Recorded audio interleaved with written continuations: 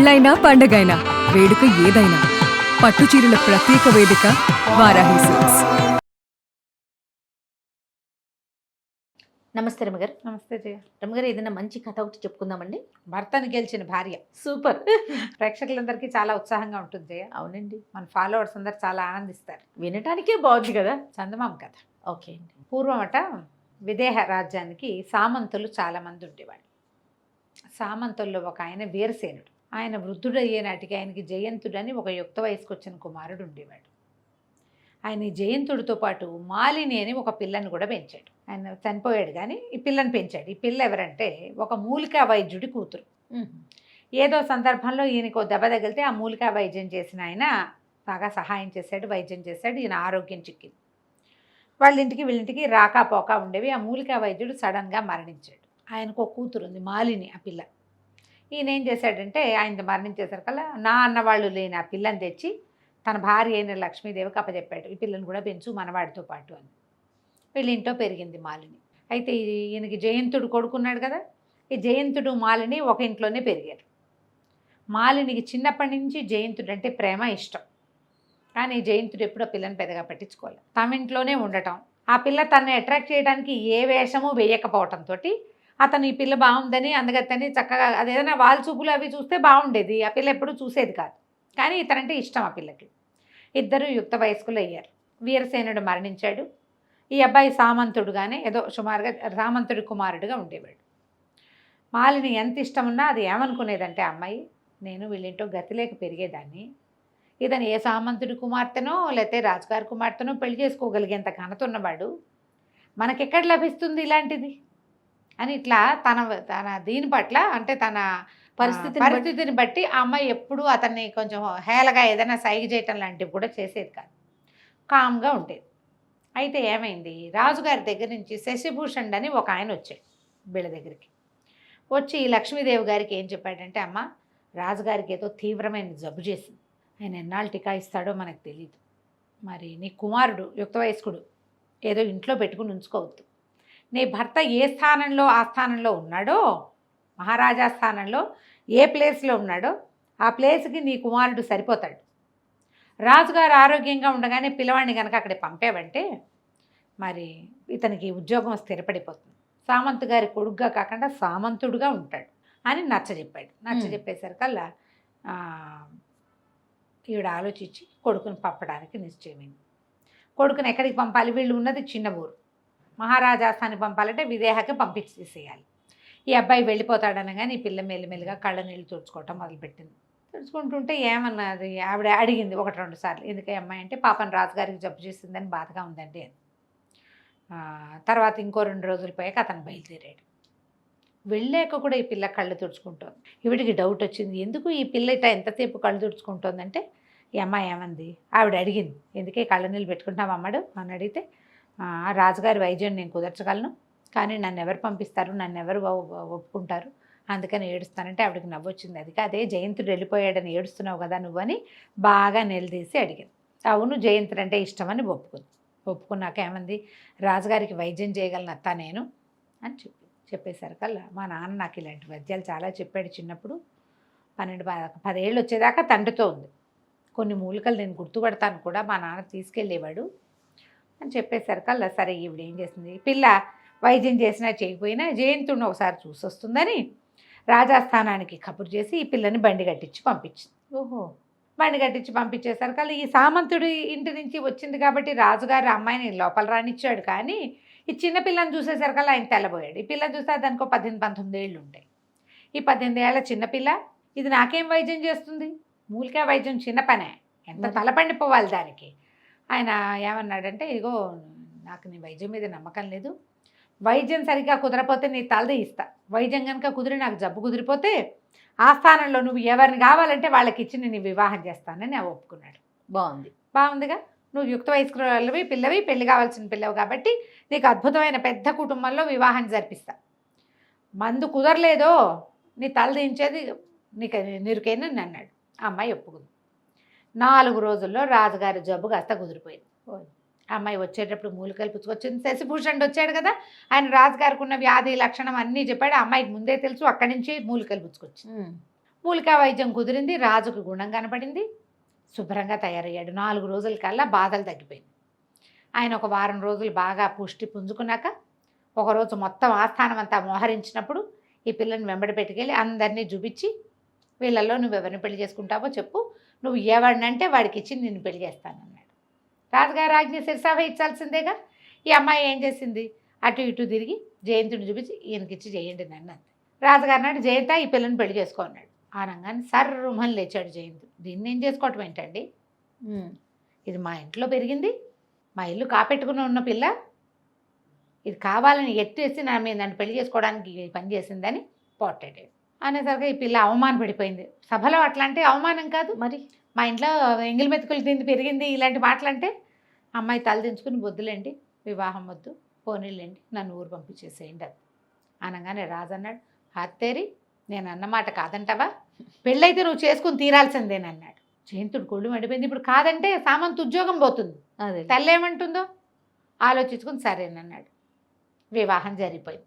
జరిగిపోయాక ఆ రోజు సాయంకాలం చెప్పాడు ఆయన, జయంతుడు ఏదో నన్ను పెళ్లి చేసుకుని సాధించాను అనుకుంటున్నావేమో, ఎప్పటికీ నువ్వు నా పెళ్ళానివి కాలేవు, రాజుగారి ముచ్చట కోసం పెళ్లి చేసుకున్నా కానీ నీతో కాపురం చేసే ఉత్సాహం నాకు లేదు, నువ్వెవరో నేనెవరో, ఎక్కడికి పోతావో పో అనేసరికి అలా పిల్లయ్యి అక్కడి నుంచి పిల్లేచక్క వెళ్ళిపోయాడు. ఇల్లు వదిలిపెట్టి వెళ్ళేటప్పుడు ఉత్తరం ఏమని రాశాడంటే, నువ్వెప్పటికీ నా భార్యవి కాలేవు, నా ఉంగరం నీ చేతికి ఏనాడు వస్తుందో ఆనాటికి నువ్వు నా భార్య అనుకో, అది జన్మలో జరిగే పని కాదని ఊరు వదిలిపెట్టి వెళ్ళిపోయాడు. ఈ పిల్ల బేకమొహం వేసింది. ఇంతలో వాళ్ళ అమ్మ కూడా వచ్చిందిగా పెళ్ళికి. ఆవిడెవరెవరో వీడు ఇంత పని చేశాడని పిల్లని బతిమలాడి ఏదో ఓదార్చింది. ఈ వెళ్ళిన జయంతుడు కాశీరాజు దగ్గర ఉద్యోగానికి చేరాడు. ఓహో, విదేహ నుంచి వెళ్ళిపోయాడు. సరే ఈ పిల్ల కూడా ఏం చేస్తుంది, ఇంకా నాకు ఇంట్లో ఉండబుద్ధి కావటం లేదు, ఎక్కడికైనా వెళ్తానని అమ్మాయి దేశాటనంకి మొదలుపెట్టింది. తీర్థయాత్రలు చేసేది, ఏదో కొంచెం డబ్బు ఇచ్చాడు రాజుగారు. అయితే వివాహం అప్పుడు రాజుగారు ఒక ఉంగరం ఇచ్చారు ఈ అమ్మాయికి. ఉంగరం ఇస్తే ఏమన్నారు, ఇంత పెద్ద ఉంగరం పెడుతున్నారు నాకని అన్నది. అనేసరికల్లా నీకు వద్దన్నప్పుడు నాకే ఇవ్వు అని అన్నాడు ఆయన. ఆయన వేలు ఉంగరం తన జబ్బు తగ్గించిన ప్రీతితోటి, నువ్వు నీకు వద్దనిపిస్తే ఇంకెవరికి ఇవ్వబోక నాకే ఇద్దుగానిలే అన్నాడు. సరే ఆ ఉంగరం పెట్టుకుంది వేలికి. ఆ అమ్మాయి కూడా దేశాటానికి బయలుదేరింది. క్రమంగా అటాటాటాట కాశీనగరానికి చేరింది. ఈ కాశీనగరంలో ఒక రాజకుటుంబానికి సంబంధించిన వాళ్ళు ఉన్నారు. ఆవిడ పేరు విమలాదేవి. భర్త లేడు. ఆవిడకి నీలవేణి అని ఒక కూతురు ఉంది. పిల్ల బాగుంటుంది. ఈ జయంతుడు కాశీరాజ్యానికి వచ్చాక అతనికి దృష్టి ఈ నీలవేణి మీద పడింది. ఈ అమ్మాయిని వివాహం చేసుకుంటానని కబుర్ చేశాడు. చేస్తే వాళ్ళు ఇంకా ఒప్పుకోలే. వీళ్ళు చాలా సామాన్య కుటుంబీకులు, అవతానికి రాజకుటుంబమే కానీ ఆస్తి స్వాస్థ్యం ఉన్నవాళ్ళు కాదు. కానీ జయంతుడికి పెళ్ళయిందని, పెళ్ళి ఇష్టం లేక దేశాంతరాలకు వచ్చాడని ఒక వార్త ఉన్నది వాళ్ళకి తెలుసు. ఈ అమ్మాయి మన మాలిని ఆ విమలాదేవి గారింటికి చేరింది. ఓకే, దేశాటం చేస్తూ తీర్థయాత్రలు చేసుకుంటూ వీళ్ళింటికి చేరేసరికల్లా సరే ఆవిడ ఒక సందర్భంలో చెప్పింది, ఈ పిల్లాడు ఒక అబ్బాయి అడుగుతున్నాడు, అతనికి వివాహం అయిందంటున్నారు, అది ఇది అనేసరికల్లా ఇవి బాగా ఆలోచించుకుని ఏం చేసింది, వాళ్ళకి నిజం చెప్పేసింది. నేనే అతని భార్యని, ఓ పని చేయండి, పిలిపించండి, ఈ అమ్మాయి మాట్లాడతాను, ఈ అమ్మాయితో మాట్లాడతానని అడుగుతున్నాడు. పిలిపించండి, నేను చెప్పినట్టుగా మాట్లాడితే చాలు, మీకు అనంతమైన సంపద మీ పరం చేస్తానని ఒప్పించుకుంటే సరే ఏం చేసింది, అతన్ని జయంతుడికి కబురు చేయించింది. జయంతుడు వచ్చి వీళ్ళతో మాట్లాడినప్పుడు సరే నీలవేణి పెళ్ళికి ఒప్పుకుని ఏదైనా ఇవ్వమని ఏం చేసింది, తన ఉంగరమేమో అమ్మాయికి ఇచ్చింది. అమ్మాయికి ఇస్తే అమ్మాయి ఏం చేసింది, ఉంగరాలు మార్చుకుందాం మనం అని చెప్పేసి జయంతుడి ఉంగరాన్ని నీలవేణి తీసుకుంది. నీలవేణి దగ్గర ఉన్నటువంటి మాలినికి రాజుగారు ఇచ్చిన ఉంగరం ఉంది కదా, అది ఇతనికి ఇచ్చేసరికల్లా సరే వివాహం చేసుకుందాం అనుకున్నాం. ఇంతలో ఏమైంది, ఈ మాలిని చనిపోయినట్టుగా ఒక వార్త పుట్టించారు. ప్రయాగలో ఎక్కడో మాలిని మరణించిందని. సరే ఇతనేమనుకున్నాడు, మాలిని ఎలాగో మరణించింది, ఈ లోపల తల్లి ఉత్తరం రాసింది.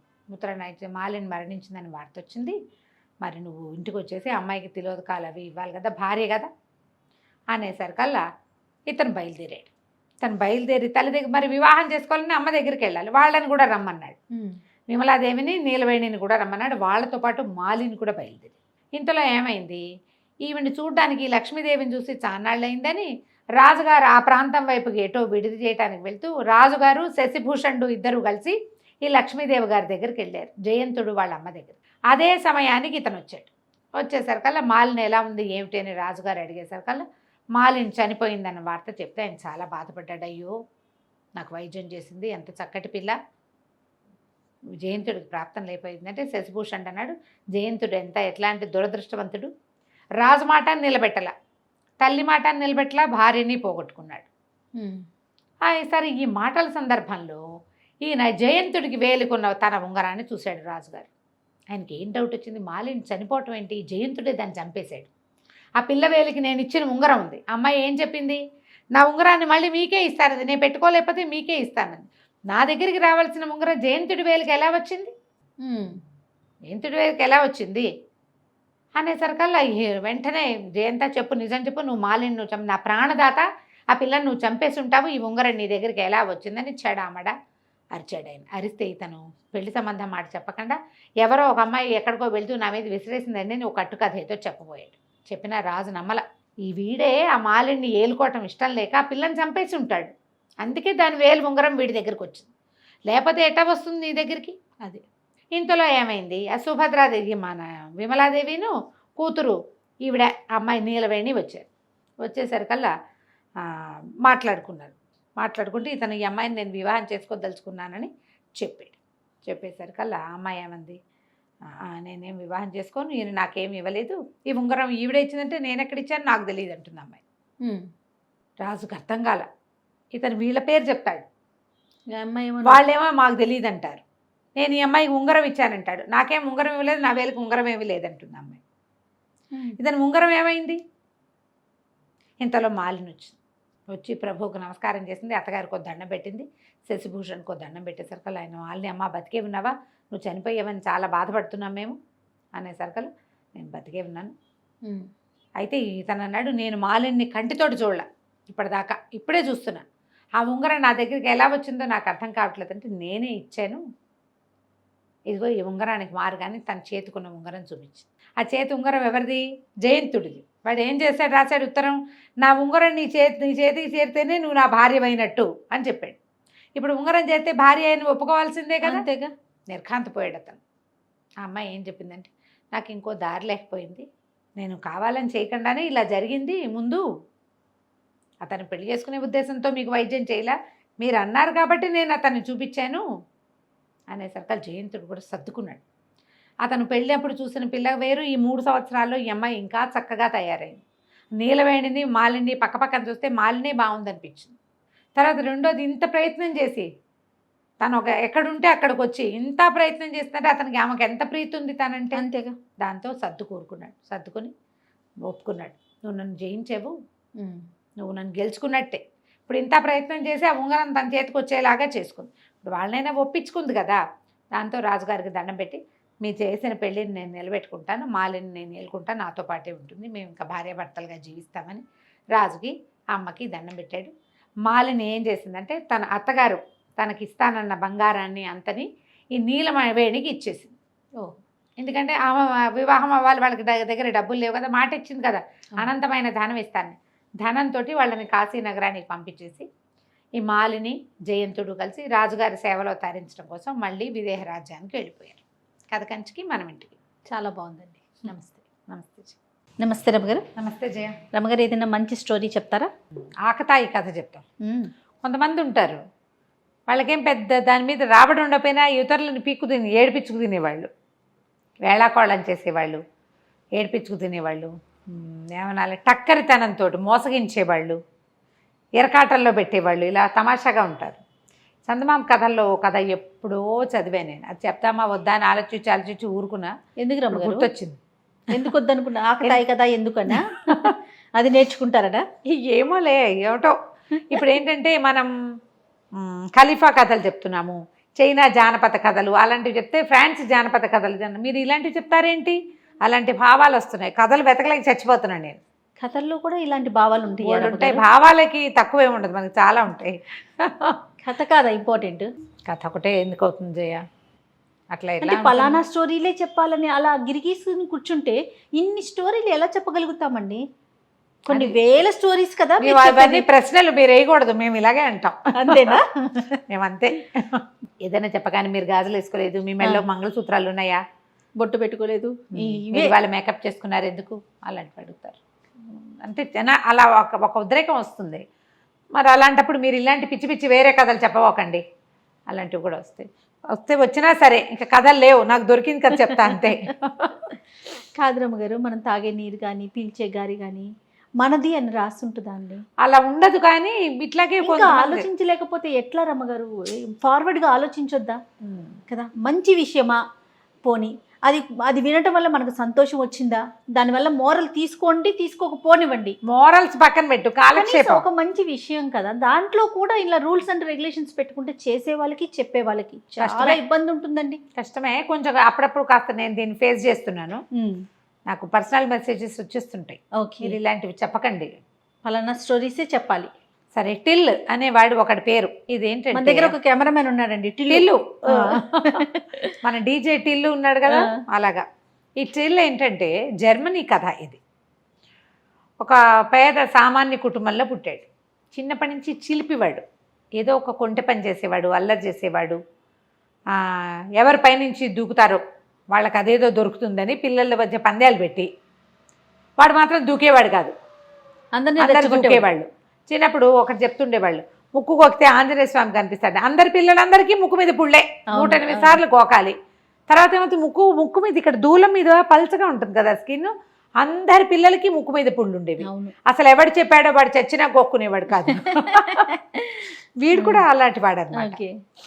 అయితే ఇదేంటంటే పాపం తండ్రి చనిపోయాడు.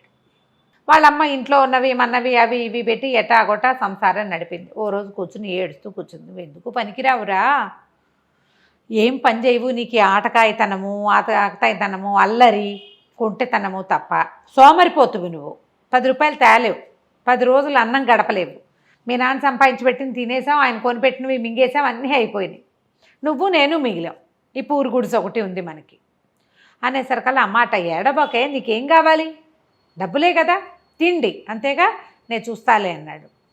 వీళ్ళు ఊరిలో ఒక ఊరికి చివరగా ఉన్నారు. ఆ ఊర్లో రెండో చివరి వైపుకి ఉన్నటువంటి ఒక బజార్లలో పెద్ద పెద్ద రొట్టెల దుకాణాలు అవి ఉన్నాయి. వీడు మంచి పైలా పచ్చేసిగా కొట్లోకి వెళ్ళాడు. సాధారణంగా బిక్కుబిక్కుమంటూ బిక్కమొహాలు పెట్టుకుని ఉన్న వాళ్ళని చూస్తే జనాలు పసిగడతారు. కాన్ఫిడెంట్గా ఉండేవాడిని చూసి జబర్దస్త్గా లోపలికి వచ్చిన వాడు, చేతులు ఆడిచ్చేసేవాడు, చకచక తలకాయ అటు ఇటు తిప్పేవాడుని నమ్ముతారు. అవును, కాన్ఫిడెన్స్ కావాలి జనాలకి. వాడి దగ్గర డబ్బులు ఉన్నాయో లేదో కాదు ముందు కావాల్సింది. బిక్కమొహం వేసుకుని భయంగా చూస్తున్నాడు అనుకో, అసలు నీ దగ్గర డబ్బులు ఉన్నాయా అని అడుగుతారు. ఈ జబర్దస్త్గా వచ్చేవాడిని ఎవడు ఏమడగాడు. లోపలికి వెళ్ళి మా అయ్యగారు ఇది రెండో చివర బస చేశారు, కమ్మటి తీయటి చక్కటి రొట్టెలు కావాలి, చాలామంది ఉన్నాం అని చెప్పి బంగారు కాసుకి సరిపడా రొట్టెలు ఇచ్చి పంపించు నాతో మనిషి, నేను అవన్నీ మోసుకెళ్ళలేనన్నాడు. పెద్ద తట్ట నిండా వస్తాయి, మనిషిని ఇచ్చి పంపించు, కాసు వాడికి ఇచ్చి పంపిస్తా. బాగుందిగా. షాపు వాళ్ళకి అలా అలవాటే, మొత్తం సరుకు మోసుకెళ్తే షాప్ అబ్బాయి డబ్బులు పుచ్చుకొచ్చేస్తాడు. సరే, ఆ కుర్రాడు షాపులో ఒక అతను ఉన్నాడు, మరీ కుర్రాడు ఏం కాదు, పెద్దవాడు, బుట్ట తట్ట నెట్టి మీద పెట్టుకుని నడుస్తుంటే ఈ టిల్ అన్నాడు, సరిగ్గా పట్టుకో, ఒరిగిపోతోంది, పడిపోతాయేమో రొట్టెలు, అసలే మా అయ్యగారు ఒప్పుకోరు కింద పడితే రొట్టెలు అన్నాడు. అతను వాడు బాగానే నడుస్తున్నాడు, ఒరిగానా అని ఇలా చూసుకున్నాడు. చూడంగానే ఒక రొట్టె జర్రుమని జారి కింద పడిపోయి. రొట్టె అంటే అవేమిటి, బన్నులు, బన్స్ అంతంత ఉంటాయి, ఇట్లా కొంచెం దెబ్బరొట్టెలు లాంటివి, పడిపోయి. పడంగానే గట్టిగా అరిచాడు ఈ టిల్లు. అయ్యో ఇంకేముంది, కింద పడేసేసావు, ఓ పని చేయి, నేను ఇక్కడ నుంచుట, ఈ రొట్టె పుచ్చుకుని షాప్కి వెళ్ళిపో, అది అక్కడ పెట్టి మీరు ఎవరన్నా తిందురు కానీ, కింద పడిన రొట్టె మా అయ్యగారు తినరు, ఆయన గొప్పతనాన్ని చాలా తక్కువ, ఇంకో రొట్టె పుచ్చుకురా, నేను ఇక్కడే నుంచుట అన్నాడు. ఇంత బరువున్న తట్ట వాడేం చేసుకుంటాడని వీడు నాదే తప్పనుకున్నాడు. ఆ బుట్టలు మోసే అతను గబగబా నడుచుకుంటూ పోయాడు. అతనట్టు తిరగంగానే ఈ బుట్టను నెత్తి మీద పెట్టుకుని పరిగెత్తేసాడు. వాళ్ళ అమ్మకి తీసుకొని చూపించాడు. అమ్మ చూసావా, తీయటి రొట్టెలే, వెన్నబూసినవి, పంచదార జల్లేరు, ఎన్ని రోజులో వస్తాయి, హాయిగా తిందాం, మనకు కావాల్సిన రొట్టెలే కదా. ఆ ప్రాంతంలో రొట్టెలే తినేవాళ్ళు. ఏదో కాస్త అవి ఇవి బియ్యంతో పల్చగా జావ లాంటిది కాచుకునేవాళ్ళు. ఆ మాత్రం బియ్యం ఉన్నాయి, రొట్టెలు కావాలి ప్రధానంగా. 10 రోజులు గడిస్తే వాళ్ళమ్మ 10 రోజులు అవ్వగానే, ఒరే నువ్వు తెచ్చిన బుట్టెడు ఎన్నాళ్ళు వస్తాయిరా, రొట్టెలు కాస్త అయ్యే పోయినాయి, మళ్ళీ మొదలెట్టేమో, మళ్ళీ మొదటికి వచ్చాం మనం అని తెగ తిట్టిపోతుంది. అంతే కదా, ఎవరి దగ్గరైనా పని చేస్తాలేవే అన్నాడు. అయితే ఏమైంది, ఒక రొట్టెల కర్మాగారంలో చేరాడు. అది రొట్టెలు చేసే బేకరీ. అయితే ఆయన సాయంకాలం అయ్యేసరికి వీడికో 4 రొట్టెలు చేతిలో పెట్టేవాడు. డబ్బులు ఇవ్వాలి, ఇంకా డబ్బులు ఇవ్వాల, ఏ రోజుకి ఆ రోజు కూలీ ఉంటుంది. అయితే 2 రోజులు పనిచేశాడు. 3వ రోజున ఆయన్ని ఎవరో పిలిచారు. ఒరే నాయనా, నేను వెళ్ళొస్తాను, ఈ లోపల నువ్వు కాలుస్తావా అన్నాడు.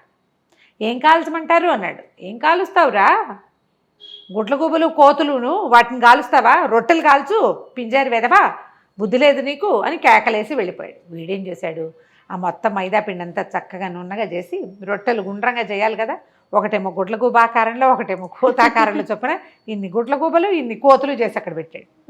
చేసి అవన్నీ కాల్చేసాడు. ఆ యజమాని వచ్చాడు. వచ్చి చూసేసరికి ఏముంది, గుడ్ల గూబ ఆకారంలో కొన్ని రొట్టెలు, కోతాకారంలో కొన్ని రొట్టెలు. హాత్ తేరి అని ఆయన అరిచర్చి పోటాడు. మీరే కదండి చెప్పారు కోతులు గుడ్ల గుబ్బలు కాల్చమన్నారు, ఎవరికైనా ఆర్డర్ ఉందేమోనని కాల్చాను అన్నాడు. అనగానే ఆయన తెగదిట్టిపోసి, పిండి డబ్బులు పెట్టు, అక్కడ పెట్టు, నువ్వు నీ రొట్టెలు నువ్వే పట్టుపో, ఏం చేసుకుంటే అది చేసుకో వెదవా అని తెగదిట్టాడు. తిట్టేసరికల్లా వీడేం చేశాడు, వాడి దగ్గర ఏదో కొద్దిగా చిల్లర పైసలు, మీరు నాకు 2 రోజులు కూలీ ఇవ్వాలిగా, ఆ కూలీ డబ్బులు మినహాయించేసుకోండి ఈ పిండికి, ఇంకేదో 1 రూపాయలైనా 10 పైసలు ఉంది, పావలా కూడా ఉంచుకోండి అని ఆ 2 బుట్టల్లో ఇన్ని గుడ్ల గూబ రొట్టెలు ఒక దాంట్లో, కోతి రొట్టెలు ఒక దాంట్లో పుచ్చుకుని పోయాడు. వాటి మీద పంచదార జల్లించుకుని వెళ్ళి ఏం చేశాడంటే, బిస్కెట్లు లాంటివి అనమాట, అవి అంతంతవి చేస్తారు, నాన్స్ అవి ఉంటాయి కదా, నాన్ రొట్టి అంటారు వాటిని. అక్కడి నుంచి వెళ్ళి ఒక చర్చి దగ్గర బయటకు వచ్చినాడు. కోతులు కావాలా, గుడ్ల గుబ్బలు కావాలా, కోతులు కావాలా, గుడ్ల గుబ్బలు కావాలా అని అరుస్తూ. పిల్లలు సరదా పడతారు ఆ బొమ్మలు చూసి. కొంతమంది కొనుక్కున్నారు. ఇంచుమించుగా ఖర్చు అయిపోయినాయి. డబ్బులు చేతిలో పుచ్చుకుని ఇంటికి వెళ్ళిపోయాడు. జనం అంతా తెగ నవ్వారు. ఎట్లా చేసావురా, ఏం చేసావురా అని అడిగితే, ఒక గదిలో ఒక కొట్లో చేరానండి, ఆయన కోతులు కలుస్తావు గుడ్ల గుబ్బలు కలుస్తావు అన్నాడు, 2 కాలు చూపించాను అన్నాడు. ఏదైనా రొట్టె పిండే కదా, అంతేగా. అంటే కోతుల్ని గుడ్ల గుబ్బల్ని ఇనాస్పీషియస్గా ఫీల్ అవుతారు, అపవిత్రమైన వాటికి. పిల్లలకి సరదాగా ఉంటుంది, బొమ్మలు కొనుక్కుంటారు కదా, అట్లా శుభ్రంగా తినేశారు. ఇలాంటి పనులు ఎన్ని చేసేవాడో అటిల్లు. సరే, క్రమంగా కొంచెం పెద్దవాడయ్యాడు. జనాలు గుర్తుపట్టారు వీడిని, వీడు కొంటేవాడు, ఇలాగే ఏదో చేస్తాడు, ఎప్పటికప్పుడు ఇంతే పని చేస్తాడని. ఈ టిల్లుకి ఏ పని చేతకపోయినా ఇలాగే జనాల్ని మోసం చేసి ఎట్లా కొట్లా ఓ గుర్రం కొనుక్కున్నాడు. ఆ గుర్రం మీద తిరుగుతూ ఇట్లాగే జనాల్ని ఏడిపించుకు తింటుండేవాడు. ఓసారి ఆ గుర్రం వేసుకుని తిరుగుతుంటే ఒక పాల కేంద్రం లాంటిది ఒకటి కనపడింది. అక్కడ చాలామంది ఆడవాళ్ళు పాలు పోస్తుంటే వీడేం చేశాడు, ఓ గంగాళం కొనుక్కొచ్చి అక్కడ పెట్టి, ఈ గంగాళం నిండేదాకా పాలు పోయండి, మీకు డబల్ ఇస్తానన్నాడు. వచ్చిన ప్రతి వాళ్ళు గంగాళం నిండా పాలు పోసేశారు. పాలు పోసేసాక ఇతనన్నాడు, వచ్చే వారం వచ్చి డబ్బులు తీసుకెళ్ళండి అనేసరికి వాళ్ళంతా పోట్టాడారు. డబ్బులు కావాలి, అయితే మీ పాలు మీరు పట్టుకోండి. ఎవరి పాలు వాళ్ళు పట్టుకుపోవాలంటే లైన్గా ట్యాప్ కింద నిలబడ్డట్టు ఎందుకు నిలబడతారు, జనాలు తొక్కిసలటై సగం పాలు కిందే పోయినాయి. అయ్యో, అక్కడంతా జనాలు చుట్టూతా చేరి సరదా చూస్తున్న వాళ్ళంతా చూస్తూ ఉండగానే ఇటిల్లు కాస్తా వెళ్ళిపోయాడు. ఇట్లాంటి పనులు చేసేవాడు అనమాట. అయితే ఏమైంది, క్రమంగా అలా ఇలాంటి పనులే చేస్తుండేవాడు. అయితే కొన్ని రోజులకి ఏమైంది, ఏమి డబ్బులు మిగల్లా అతని దగ్గర. వాళ్ళ అమ్మాయి చచ్చిపోయింది, ఈ గుర్రం ఒకటే ఉంది. గుర్రాన్ని అమ్మేయాలనుకున్నాడు. గుర్రాన్నేమో అమ్మడం ఇష్టం లేదు, అమ్మపోతే బండి నడిచేలాగా లేదు. అక్కడి నుంచి ఏం చేశాడు, ఆలోచిద్దామని ఒక కొట్టంలో గుర్రాన్ని కట్టేసి బయట బోర్డు రాసి పెట్టాడు. నా దగ్గర ఒక అత్యద్భుతమైన గుర్రం ఉంది, తలుండే చోట తోక, తోకుండే చోట తల ఉన్నాయి. దానికి తల ఉండాల్సిన చోట తోక ఉంది, తోక ఉండాల్సిన చోట తల ఉంది. బ్రహ్మాండంగా పరిగెడుతుంది, మామూలుది కాదు అది. చూడదలుచుకున్న వాళ్ళు తలా ఒక రాక్కాసు ఇవ్వండి అని పెట్టాడు. గుర్రం కనపట్ల, అందరు సందులో నుంచి చూస్తున్నారు, కనిపించట్లే, అదంతా పకడ్బందీగా కట్టేస్తుంది. సరే ఏముంది, జనాలు ఒక రాక్కాసే కదా, బోళ్ళంతమంది రాక్కాసులు ఇచ్చారు, జేబులు నిండిపోయినాయి. టడా ఆయన పెద్ద మ్యూజిక్ పెట్టి ఆ గుర్రాన్ని బయటికి తీసుకొచ్చాడు. చూస్తే అందరూ ఇదేంటి మామూలుగానే ఉంది కదా అన్న. మెళ్ళో కట్టి ఉండాల్సిన తాడుని తోక దగ్గర కట్టాడు. చూసుకోండి వింత గుర్రం. జనాలంతా పగలబడి నవ్వారు. రాక్కాసులు వచ్చిన వాళ్ళు కాసు కోసం ఏం పోట్లాడతారు, అదే కదా. కొన్నాళ్ళకి డబ్బులు వచ్చేసినాయి. ఇలా ఎన్ని కోతి పనులు చేసేవాడు. ఒకసారి ఏమైంది, ఇతను ఒక నగరంలో నుంచి లోపలికి వెళ్తుంటే ఒక 12 మంది బిచ్చగాళ్ళు కూర్చున్నారు. వాళ్ళు పాపం చాలా బాధపడుతుంటారు. బిచ్చగాళ్ళు అంటే ఏంటి, గుడ్డివాళ్ళు, అందరూ గుడ్డివాళ్ళే. వాళ్ళు ఎవరో ఒకళ్ళ సహాయంతో అక్కడికి వచ్చి కూర్చుంటారు, సాయంకాలం మెల్లిగా వెళ్ళిపోతారు. ఈయన అన్నాడు వాళ్ళ దగ్గరికి, నేను మీ అందరికీ తలా ఒక బంగారు కాసు ఇస్తా. 12 మందికి 12 కాసులు. చక్కగా ఊళ్ళో సత్రం ఉంది కదా, వాళ్ళ ఒక వారం రోజుల పాటు మీరు హాయిగా తిని పడుకుని విశ్రాంతి తీసుకోండి. అంటే బాబాయ్ నువ్వు ఎంత గొప్పవాడివి, ఎంత దానపరుడివి అని వాళ్ళంతా సంతోషించారు. ఒట్టిగా వెళ్ళి అక్కడ పడుకుంటామంటే ఆయన ఒప్పుకోడు. బంగారు కాసులు ఉన్నాయి కదా, సరే ఇదిగోండి 12 కాసులు అన్నాడు. ఈ 12 మంది ఏమనుకున్నారు, తమలో ఎవరో ఒకడు 12 కాసులు తీసుకున్నారనుకున్నారు. ఎవ్వరికీ ఇవ్వలాతం, ఇవ్వకుండా వెళ్ళిపోయాడు. వీళ్ళు తమ దగ్గర బంగారు కాసులు ఉన్నాయన్న దిలాసాతోటి ఊళ్ళో నగరంలోకి వెళ్ళిపోయి, నగరంలో ఒక పేరెన్నిక గన్న సత్రం, అక్కడ చాలా పెద్దది, స్నానశాలలు ఉన్నాయి, లోపల ఎంతో చక్కటి భోజనం దొరుకుతుంది, హాయిగా విశ్రాంతి తీసుకోవడానికి ఎంత బాగుంటుందో వాళ్ళ దగ్గర. అందులోకి పోయేసరికి ఇదేమన్నా ధర్మసత్రం అనుకున్నారని సత్రం యజమాని వీళ్ళని అదిలించాడు. ధర్మసత్రం ఏంటి, ధర్మసత్రం అని మేము అనుకోలేదు, మాకు తెలుసు ఇది పెయిడ్ సత్రం అని. మా దగ్గర 12 బంగారు కాసులు ఉన్నాయి, ఒక్కొక్కళ్ళు ఒక బంగారు కాసు ఇస్తాం. ఎన్ని రోజులు ఉంచుకుంటామంటే వారం రోజులు ఉంచుకుంటాను అన్నాడు. ఒక కాసుకి 1 వీక్. హాయిగా వారం రోజులు సుఖంగా ఉన్నారు వీళ్ళు. వారం అయ్యేసరికల్లా వాడికి వారం అయిపోయింది, నా డబ్బులు ఇచ్చి కదలండి అన్నారు. అలాగే తీసుకో అన్నారు. తీసుకో అంటున్నారు. ఇందులో వీళ్ళలో ఒకడన్నాడు, ఒరే బంగారు కాసులు ఎవరున్నాయో ఈయనకి ఇవ్వండి రా అన్నాడు. నా దగ్గర లేవంటే నా దగ్గర లేవన్నారు. అప్పుడు వీళ్ళకి అర్థమైంది బంగారు కాసులు ఎవ్వరికీ ఇవ్వబడలేదు. అక్కడి నుంచి గట్టిగా అరిచి అతను ఏం చేశాడు, వీళ్ళందరినీ బందిఖానాల్లో పెట్టాడు. ఆ బయటే ఉంది ఒకసారి దీంట్లో, అందులో వేసి తలపేసేసాడు చీకటి కొట్లో. టిల్లు మాత్రం వీళ్ళ మీద దృష్టి పెట్టుకుని ఉన్నాడు, గమనిస్తున్నాడు. వచ్చి ఏమిటయ్యా భలేవాడివి, పాపం వాళ్ళకి ఎవరో ధర్మాత్మలో సహాయం చేస్తారని వచ్చారు, ఒక వారం రోజులు ఉంచుకున్నా వాళ్ళని ఏం చేసుకుంటావు కబోది వాళ్ళని పెట్టుకుని అంటే, మరి నేనేం చేయనండి, నా నష్టం ఎవరు పూడుస్తారంటే, ఆ మాత్రం దానం చేసే ధర్మాత్ములు లేరు, ఉన్నారు బ్రహ్మాండమైన వాళ్ళు, ఎంతమంది ఎంతో అద్భుతమైన వాళ్ళు ఉన్నారు. కావాలంటే మీ ఆవిడ నాతో పంపించు, నేను ఆ దానం ఇచ్చేవాడిని ఎవరినైనా చూస్తా అంటే సరేనన్నాడు. సరే అంటే ఇతను ముందెళ్ళి ఒక మత గురువు దగ్గరికి వెళ్ళి, అయ్యా ఒక అభాగ్యుడికి సైతాన్ సోకింది, దాన్ని వదలగొట్టాలండి మీరు అంటే, తప్పకుండా నాయన దానికి అభాగ్యులకు సహాయం చేయటమే కదా మతాధికారులది పరిస్థితి, మేము అదే కదా చేస్తాం, తీసుకురా వీలు వెంబడి అన్నాడు. ఈయన పోయి మన టిల్లు వెళ్ళి ఆ సత్రం అధికారి దగ్గరికి వెళ్ళి, మీ ఆవిడని పంపించు, నేను డబ్బిచ్చే మహానుభావుని సెలెక్ట్ చేశాను అన్నాడు. ఈవిని వెంబడి పెట్టుకెళ్ళి అక్కడికి చెప్పాడనమాట. నేను చెప్పిన ఆయన తాలూకు భార్య ఏంటంటే, అమ్మ తప్పకుండా అతను కోరిన సహాయం నేను చేస్తానమ్మా అన్నాడు. అంటే ఈవిడేమనుకుంది, ఓహో సహాయం చేస్తానన్నాడుగా, అందుకని ఇంటికి వెళ్ళి ఆ సత్రం అధికారితో చెప్పింది భర్తతోటి, ఏమండి వాళ్ళని వదిలేయండి, పాపం మతాధికారి సహాయం చేస్తానన్నాడండి, డబ్బులు ఆయన ఇచ్చేస్తాడు, గుడ్డివాళ్ళని పాపం ఎందుకు, ముసలివాళ్ళు గుడ్డివాళ్ళు వదిలేయండి అంటే, అమ్మాయి వారం రోజులు హాయిగా జీవించిన గుడ్డివాళ్ళు తమకి దానం చేసిన వాడిని ఎవరినో శతాయువుగా దీవించి వాళ్ళ దారిని వాళ్ళు పోయారు, ఎక్కడికో వెళ్ళిపోతారు ముష్టడుకోవడానికి. సరే రెండో రోజున సత్రం అధికారి పనులన్నీ చక్కబెట్టుకుని మతాధికారి దగ్గరికి వెళ్ళాడు. వెళ్తే ఇద్దరు కాసేపు డిస్కషన్ చేశాక ఆయనకు అర్థమైంది, తనకి సైతాన్ వదలగొట్టడానికి మాట్లాడి పెట్టారు తప్పిస్తే తనకి డబ్బు ఇవ్వడానికి కాదు అని జనానికి తెలిసింది. అందరూ నవ్వి కేకలేసి ఎక్కిరించుకుని ఇలా సరదా పడేవాళ్ళు అనమాట. కొన్నాళ్ళు ఇలా గడిచాక మొత్తానికి ఇతన్ని పట్టేసుకున్నారు, అధికారులందరూ పట్టుకున్నారు. ఏంటి ఇతను అందరినీ మోసం చేస్తాడు, ఇందులో పెద్ద పెద్ద మోసాలు ఏం లేవు, ఒక మాదిరి మోసం కానీ చేస్తాడు. పట్టుకున్నాక ఏం చేశారు, టిల్లుని ఉరిదీస్తామన్నారు, శిక్షలు పడ్డాయి. ఇలా మోసం చేసిన వాళ్ళకి ఉరిశిక్ష ఉంది ఆ ఊళ్ళో, ఉరిశిక్ష వేస్తామని మొత్తం జనం అంతా చేరారు. వాళ్ళలో కొంతమందికి వీడికి ఉరిశిక్ష వేయడం ఇష్టం లేదు, వాడి వల్ల సరదాగా మంచిది, ఎప్పటికప్పుడు ఇలాంటి సంఘటనలు చెప్పుకుని నవ్వుకోవడానికి బాగుంటాయి. అందరూ నుంచుంటే సరే ఇతనికి ఊరేస్తుంటే ఆఖరి కోరిక చెప్పమన్నారు. టిల్లు అన్నాడు, ఇంతమంది వచ్చారు కాదండి, నా వల్ల ప్రభుత్వానికి ఇంత ఖర్చు అవ్వాలా చెప్పండి, ఓ వజ్రస్థానం, ఓ ఊరేసేవాడు, వాడికి డబ్బులు ఇవ్వాలి, ఇది ఓ కొత్త తాడు, ఇవన్నీ ఎందుకండి వేస్ట్ అనవసరంగా, ఓ పాత తాడు తెప్పించండి అనేసరికి అధికారులకు ఏమనిపించింది, వీడు ఏదో ఖర్చు తప్పిస్తానంటున్నాడే, ఊరేసేటప్పుడు కూడా మళ్ళీ అధికారులు ఆలోచించారు. వాడు చెప్తున్నాడు ఒక ఐడియా, వాడు అలా కన్విన్సింగ్గా చెప్పగలడు అనమాట. వాడు ఏదో ఐడియా చెప్తానంటున్నాడని వాళ్ళు కొంచెం ఆలోచించుకొని సరే అన్నారు. అక్కడి నుంచి వాడిని దింపారు. ఊరు వేసేవాడికి జీతం ఇవ్వాలి, ఈ పని చేస్తుంది, వాడు నెలకి ఇన్నని వేస్తాడు, ఆ వేసిన దానికి ఆ అకౌంట్ నుంచి వీడిని తీసేయచ్చు.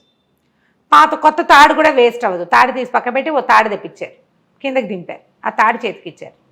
సరే అన్నారు. అనేసరికి అలాగేనండి, నాకు అవకాశం ఉన్నప్పుడు చేయి తీరిగిన అయినప్పుడు ఈ పాతోడితోటే ఊరేసుకుంటారని జంపు. అలా పారిపోయేవాడు అనమాట. ఆఖరికి అతను చనిపోయేటప్పుడు కూడా ఈ రాజ్యం నాకెంతో మేలు చేసింది, నా మొత్తం యావదాస్తి రాజ్యానికి రాస్తున్నాను అని వీలునామా రాసి చచ్చిపోయాడు. సూపర్. రాజ్యానికే తన డబ్బంతా ఇస్తానన్నాడు, ఇంతమందిని మోసం చేశాడు, వాడి దగ్గర కోట్లు ఉంటాయని సకల రాజమర్యాదలతోటి అతనికి అంత్యక్రియలు చేసి ఆయనకు పెద్ద సమాధి కూడా కట్టారు. అవన్నీ అయిన తర్వాత ఆయన బాక్సులు ఓపెన్ చేస్తే అందులో కంకర రాళ్ళు ఉన్నాయట. చనిపోయేటప్పుడు కూడా తమాషానే, ఆకతాయితనంతో చేశాడు. ఇలా కొంతమంది కనిపిస్తారు. కథలు కొన్ని సరదాగా ఉంటాయి, సరదాగా వినడానికి అంతే బాగుంటుంది. వేరే దేశం వేరే జాతివా అన్న ఆలోచన చేయబోకండి. రైట్. నమస్తే రమ్మగారు. నమస్తే జయ. నమస్తే రమ్మగారు. నమస్తే జయ. చందమామ కథ ఒకటి చెప్తారండి? ఇంకోటి చెప్దాం. అదేదో ఒక ఊళ్ళో ఒక రాజుగారు ఉండేవారు. ఊరి పేర్లు పెట్టలేనబ్బా నేను. అంతేనా రమ్మగారు? రాజుగారికి ఒక భలే అందమైన కూతురు ఉండేదట. రాజుగారు చాలా గొప్పగా ఉండేది, మా పిల్ల ఎంత అందగత్తో అని. అయితే చుట్టుపక్కల రాజ్యాల వాళ్ళందరూ మీ పిల్లని మాకివ్వండి మాకివ్వండి మాకివ్వండి అనేవాళ్ళు, అందం కోసం. ఆ అందం కోసం. ఆ అందగత్త అయిన అమ్మాయి ఏం చెప్పిందంటే, నాన్న తెలివి తక్కువ వాళ్ళకి ఇవ్వద్దు నాన్న, నన్ను తెలివైన వాళ్ళకి ఇవ్వు అంది. సహజం కదండి. వాళ్ళని వీళ్ళని ఏదైనా మాట్లాడితే ఏమిటి వీళ్ళు ఇలా ఉన్నారు వాళ్ళు అలా ఉన్నారు అలా అనిపించేది. కొంతమంది తెలివిగల వాళ్ళుగా కనపడేవారు, కానీ వాళ్ళు తనకంటే తెలివిగల వాళ్ళు కాదేమో అనిపించేది. సరే, ఈ లోపల ఊళ్ళో కూడా బాగా సంపాదన పరులైన వాళ్ళు, అంటే మంచి ధనవంతులైన వాళ్ళు, చిన్న రాజ్యం అది, అమ్మాయిని మాకు ఇవ్వండి రాజ్యాన్ని మేము సేఫ్గా చూసుకుంటాం ఇలాంటివి కూడా చెప్తుండేవాళ్ళు. చివరికి ఆయన గుళ్ళు మండిపోయింది. ఇలా కాదు, మా పిల్లకి స్వయంవరం లేదు, నేనే చెప్తా, నన్నెవరు మోసం చేస్తారో వాళ్ళకి నా పిల్లని ఇస్తానండి. నన్ను మోసం చేయలేకపోతే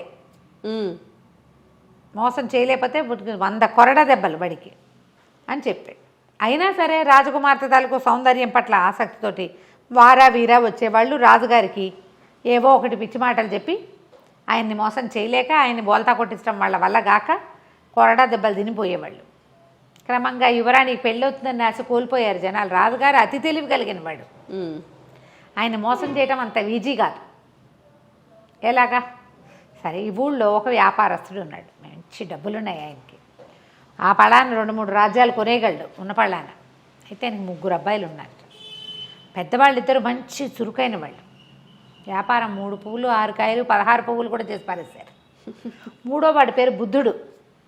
వాడికి ఏం రాదు, వాడు ముద్దురా చిప్ప, ఏదో చేసుకుని ఆడుకుంటూ ఉండేవాడు. ఉత్సాహం లేదు వాడికి, ఏమి వ్యాపారంలో అసలు ఆసక్తి లేదు. సరే, లాభం లేదని ఈ రాజుగారు, ఈ వ్యాపారస్తుడి కొడుకులు అన్నారు, నాన్న రాజుగారు అంతు చూసి మేము రాకుమార్తెను పెళ్లి చేసుకుంటామని పెద్ద అబ్బాయి వెళ్తానన్నాడు. అనేసరికి సరే పంపించాడు. ఆయనకి ఏంటంటే తన కొడుకుల తెలివి మీద చాలా నమ్మకం ఉంది. ఆయన ఎక్కువ నమ్మాడు. మరి నమ్మి వెళ్ళరా, నువ్వైతే సాధించుకొచ్చేస్తావు, క్షణం నీకు ఎంతసేపు రాజును మోసం చేయటం, నీకు చిటుకలో పని వెనతో పెట్టిన విద్య, అలాంటివి చెప్పి పెద్ద అబ్బాయిని పంపాడు. పెద్ద అబ్బాయి వెళ్ళాడు, రాజుగారి దగ్గరికి వెళ్ళి కూర్చున్నాడు. రాజుగారు రెడీగా ఉన్నారు. అదేంటండి ఆ చిలక ముక్కు ఆ రంగులో ఉంది అన్నాడు. అనేసరికల్లా ముక్కు ఆ రంగులో ఉండేటువంటి, నీ కళ్ళే ఆ రంగులోనే, చిలక ముక్కు ఎర్రగానే ఉంటుంది, నన్ను అడు తిప్పలేవు పో అనేసాడు. ఆ చిలక ముక్కు ఆ రంగులో ఉందనగానే ఏది అంటాం మనం సహజంగా. పారలేదు, చిలకలు భలే ఉన్నాయి అన్నాడు. దానికి పారలేదు. ఆ బాతులు ఒక్క కాలు మీద నడుస్తున్నాడు, బాతులు ఒంటి కాలు మీద నడవటం ఏంటి? మన ఊళ్ళో ఉన్న బాతులన్నీ ఒకేలా నడుస్తాయి. ఇక చిలక లేదు, బాతు లేదు, ఎలుక లేదు, ఏం చేసినా ఆయన వినట్లేదు, పంపించేశాడు. 2వ వాడు కూడా నేను వీడికి 100 కొరడా దెబ్బలు విధించి 6 నెలలైనా కోలుకోలేని రకంగా చిత్తకొట్టి పంపించారు. 2వ వాడు కూడా ట్రై చేస్తానన్నాడు. 2వ వాడు ట్రై చేస్తాట రాజుగారి దగ్గరికి వెళ్ళి కూర్చున్నాడు. మన దూరంగా ఉన్న కొండ మీద ఉన్న మొక్కలు నీలంగా కనపడుతున్నాయి. మామూలుగా ఆకుపచ్చగా కనిపిస్తాయి కదా, చూడండి నీలము ఆకుపచ్చ ఎలా కనిపిస్తుందో అన్నాడు. నేను చచ్చినా చూడను, నేను రోజు చూస్తా ఆ కొండకేసి. ఇవాళ కొత్తగా నీలంగా ఎలా అయిపోతుంది, ఏప్రిల్ ఫుల్ చేయడానికి నా దగ్గర ఈ ఆటలైన సాగమనేసాడు రాజు. అలా చిన్న మాటకి లొంగడు, పెద్ద మాటకి లొంగడు. వీళ్ళు కూడా రాజు ఒట్టి పిచ్చివాడు అనుకుంటున్నారు, కానీ ఇలాంటి వాళ్ళని బోల్డ్ మందిని చూశాడు. వ్యాపారంలో తిమ్మిని బమ్మిని చేయటం వేరు, ఒక వ్యక్తిని బోల్తా కొట్టించడం వేరు. అంతేగా. అది స్ట్రాటజికల్గా వెళ్తుంది వ్యాపారం. ఉమ్. మనుషుల్ని మోసం చేయటం జిత్తులు మారితనంతో వెళ్ళాలి, అది కుదరలా. ఉమ్. సరే వాడు కూడా దెబ్బలు తిని వచ్చేసాడు. మూడో వాడిని నేను కూడా పోయేస్తా నాన్న అనగానే వాళ్ళ నాన్న అన్నాడు, ఒరే మహామహులు వీళ్ళిద్దరూ ఉద్దండ Handle పండితులు, చేయలేకపోయారు. వాళ్ళే హ్యాండిల్ చేయలేకపోయారు, బుద్ధుడివి నీ వల్ల ఏమవుతుంది అని ఒట్టి తింగరవే తవ్వి, తింగరాడివి నువ్వు, నీ వల్ల అసలు కాదు, నీకేమీ రాదు, నువ్వు వ్యాపారమే పట్టుబడలేదు, నీకెందుకురా వృధాగా దెబ్బలు తింటావంటే, సరే ఆ దెబ్బలు ఏమిటో వాళ్ళిద్దరూ తిన్నారు, నేను తినపోతే ఎట్టా, నేను కూడా తింటా అన్నాడు అనేసి సరే బయలుదేరి వాళ్ళ ఇంట్లో వంకీకి చొక్కాలు అవి తగిలించున్నాయి. ఎప్పటిదో ఒక పాత టోపీ, కుళ్ళాయి అంటారు దాన్ని, పాత పక్కాలపు భాష అంటే ఇట్లా నెత్తి మీద పెట్టుకుంటే ఇట్లా పక్కకి వేళ్లాడే తోకలాంటిది ఉంటుంది ఉందన్నమాట, దానికి కుళ్ళాయి దాని పేరు. పాతది డిప్పలా ఉండి ఇట్లా కోసుగా ఉంటుంది, కోన్లా ఉంటుంది, దాని మించి ఒక కుచ్చు వేళ్లాడుతూ ఉంటుంది. పాత కుళ్ళాయిని దుమ్ము దులిపి నెత్తి మీద పెట్టుకున్నాడు. అదెందుకు రా అన్నాడు వాళ్ళ నాన్న, ఏదో ఒక ఉపాయంలే అని చెప్పి కుళ్ళాయి నెత్తి మీద పెట్టుకుని వెళ్ళాడు. వెళ్తుంటే రాజాస్థానానికి వెళ్తుంటేనే ఒక కుండలమ్మి కనపడింది. అమ్మి ఎక్కడికి కుండలు తీసుకెళ్తున్నావు అన్నాడు. అమ్మటానికే నాయనా, ఇంకేముంది అంటే ఎంత మొత్తం అన్నాడు. అన్ని కుండలు కలిపి రూపాయి అని, 5 రూపాయలు ఇస్తా, నేను చెప్పిన పని చేస్తావా అన్నాడు. చేస్తానాయన, 5 రూపాయలు ఇస్తే ఎందుకు చేయను అని చెప్పి 5 రూపాయలు చేతిలో పెట్టి చేస్తాను. సరే నువ్వు నా వెనకాలరా అని చెప్పి ఇక్కడుండు నే కేకేసేదాకా రాజుగారి దగ్గరికి వెళ్ళాడు. రాజుగారి దగ్గరికి వెళ్ళేసరికల్లా కూర్చున్నారు. ఏరా అబ్బి మీ అన్నయ్యలు ఇద్దరు అయ్యారు, నువ్వు దెబ్బలు తినడానికి వచ్చావంటే, కాదండి నా దగ్గర ఒక నెత్తిమించి కుళ్ళాయి తీశాడు. ఇది చూసారా, మహిమగల కుళ్ళాయి, ఇది ఎవరి దగ్గర ఉంటే వాళ్ళకి ఎదుటి వాళ్ళు మాట వింటారు. ఈ కుళాయిని మీకు చూపించడానికి తెచ్చా. కుళాయా, ఇదేంటి మురిగ్గా ఉంది మాస్టర్, దీని నిండా దుమ్ము, పాతది ఎప్పటిదో 10 ఏళ్ళ నాటిది, దీనికేం మహిమ ఉంటుంది అన్నాడు. ప్రూవ్ చేయగలనండి నేను అన్నాడు. ఏది ప్రూవ్ చేయి చూద్దామన్నాడు. సరే అదిగో దూరంగా చూడండి, ఆ కుండలమ్మే మనిషి కనిపిస్తోంది, నేను ఇక్కడి నుంచి ఓ కేకేసి కుండలన్నీ పగలగొట్టించేస్తా అనేసరికి రాజు అన్నాడు, ఏంటి నిజమా అన్నాడు. ఇదిగో చూడండి కుళ్ళాయి నెత్తి మీద పెట్టుకుంటున్నా, నేను నెత్తి మీద పెట్టుకున్నాక కుండల మనిషి నా మాట వింటుందన్నాడు. నెత్తి మీద పెట్టుకుని చప్పట్లు కొట్టి, ఓ కుండల మనిషి ఇటు కనపడు అన్నాడు. ఆ కుండల అమ్మావిడ ఇటు తిరిగింది, మొత్తం కుండలని పగలగొట్టాయి అన్నాడు. అనగానే ఒక్కోకుండా టపి 7 కుండలు పగలగొట్టేసి చక్కగా డబ్బులు తీసుకుంది కదా. రాజుగారు నిర్కాంతపోయాడు. ఓరిని ఇంత సింపుల్గా మాట వినిపించచ్చా, మన దగ్గర మాట వినని ఘటాలు చాలా ఉన్నాయి, ఆ టోపీ తీసుకుంటే సరిపోతుంది, ఆ టోపీ నాకు ఇచ్చే అన్నాడు. అబ్బాయి నేను ఊరికే ఎందుకు ఇస్తానండి, డబ్బులకి ఇస్తానన్నాడు. ఆయన 10 అన్నాడు, 20 అన్నాడు, 30 అన్నాడు, 40 అన్నాడు, చివరికి 100 వరహాలకి ఆ కుళ్ళాయి అమ్మేశాడు. మురికి పట్టిన కుళ్ళాయి అమ్మేశాడు. అమ్మేసి ఆ డబ్బులు బొడ్లో దొప్పుకొని బయటికి వెళ్ళి నుంచున్నాడు.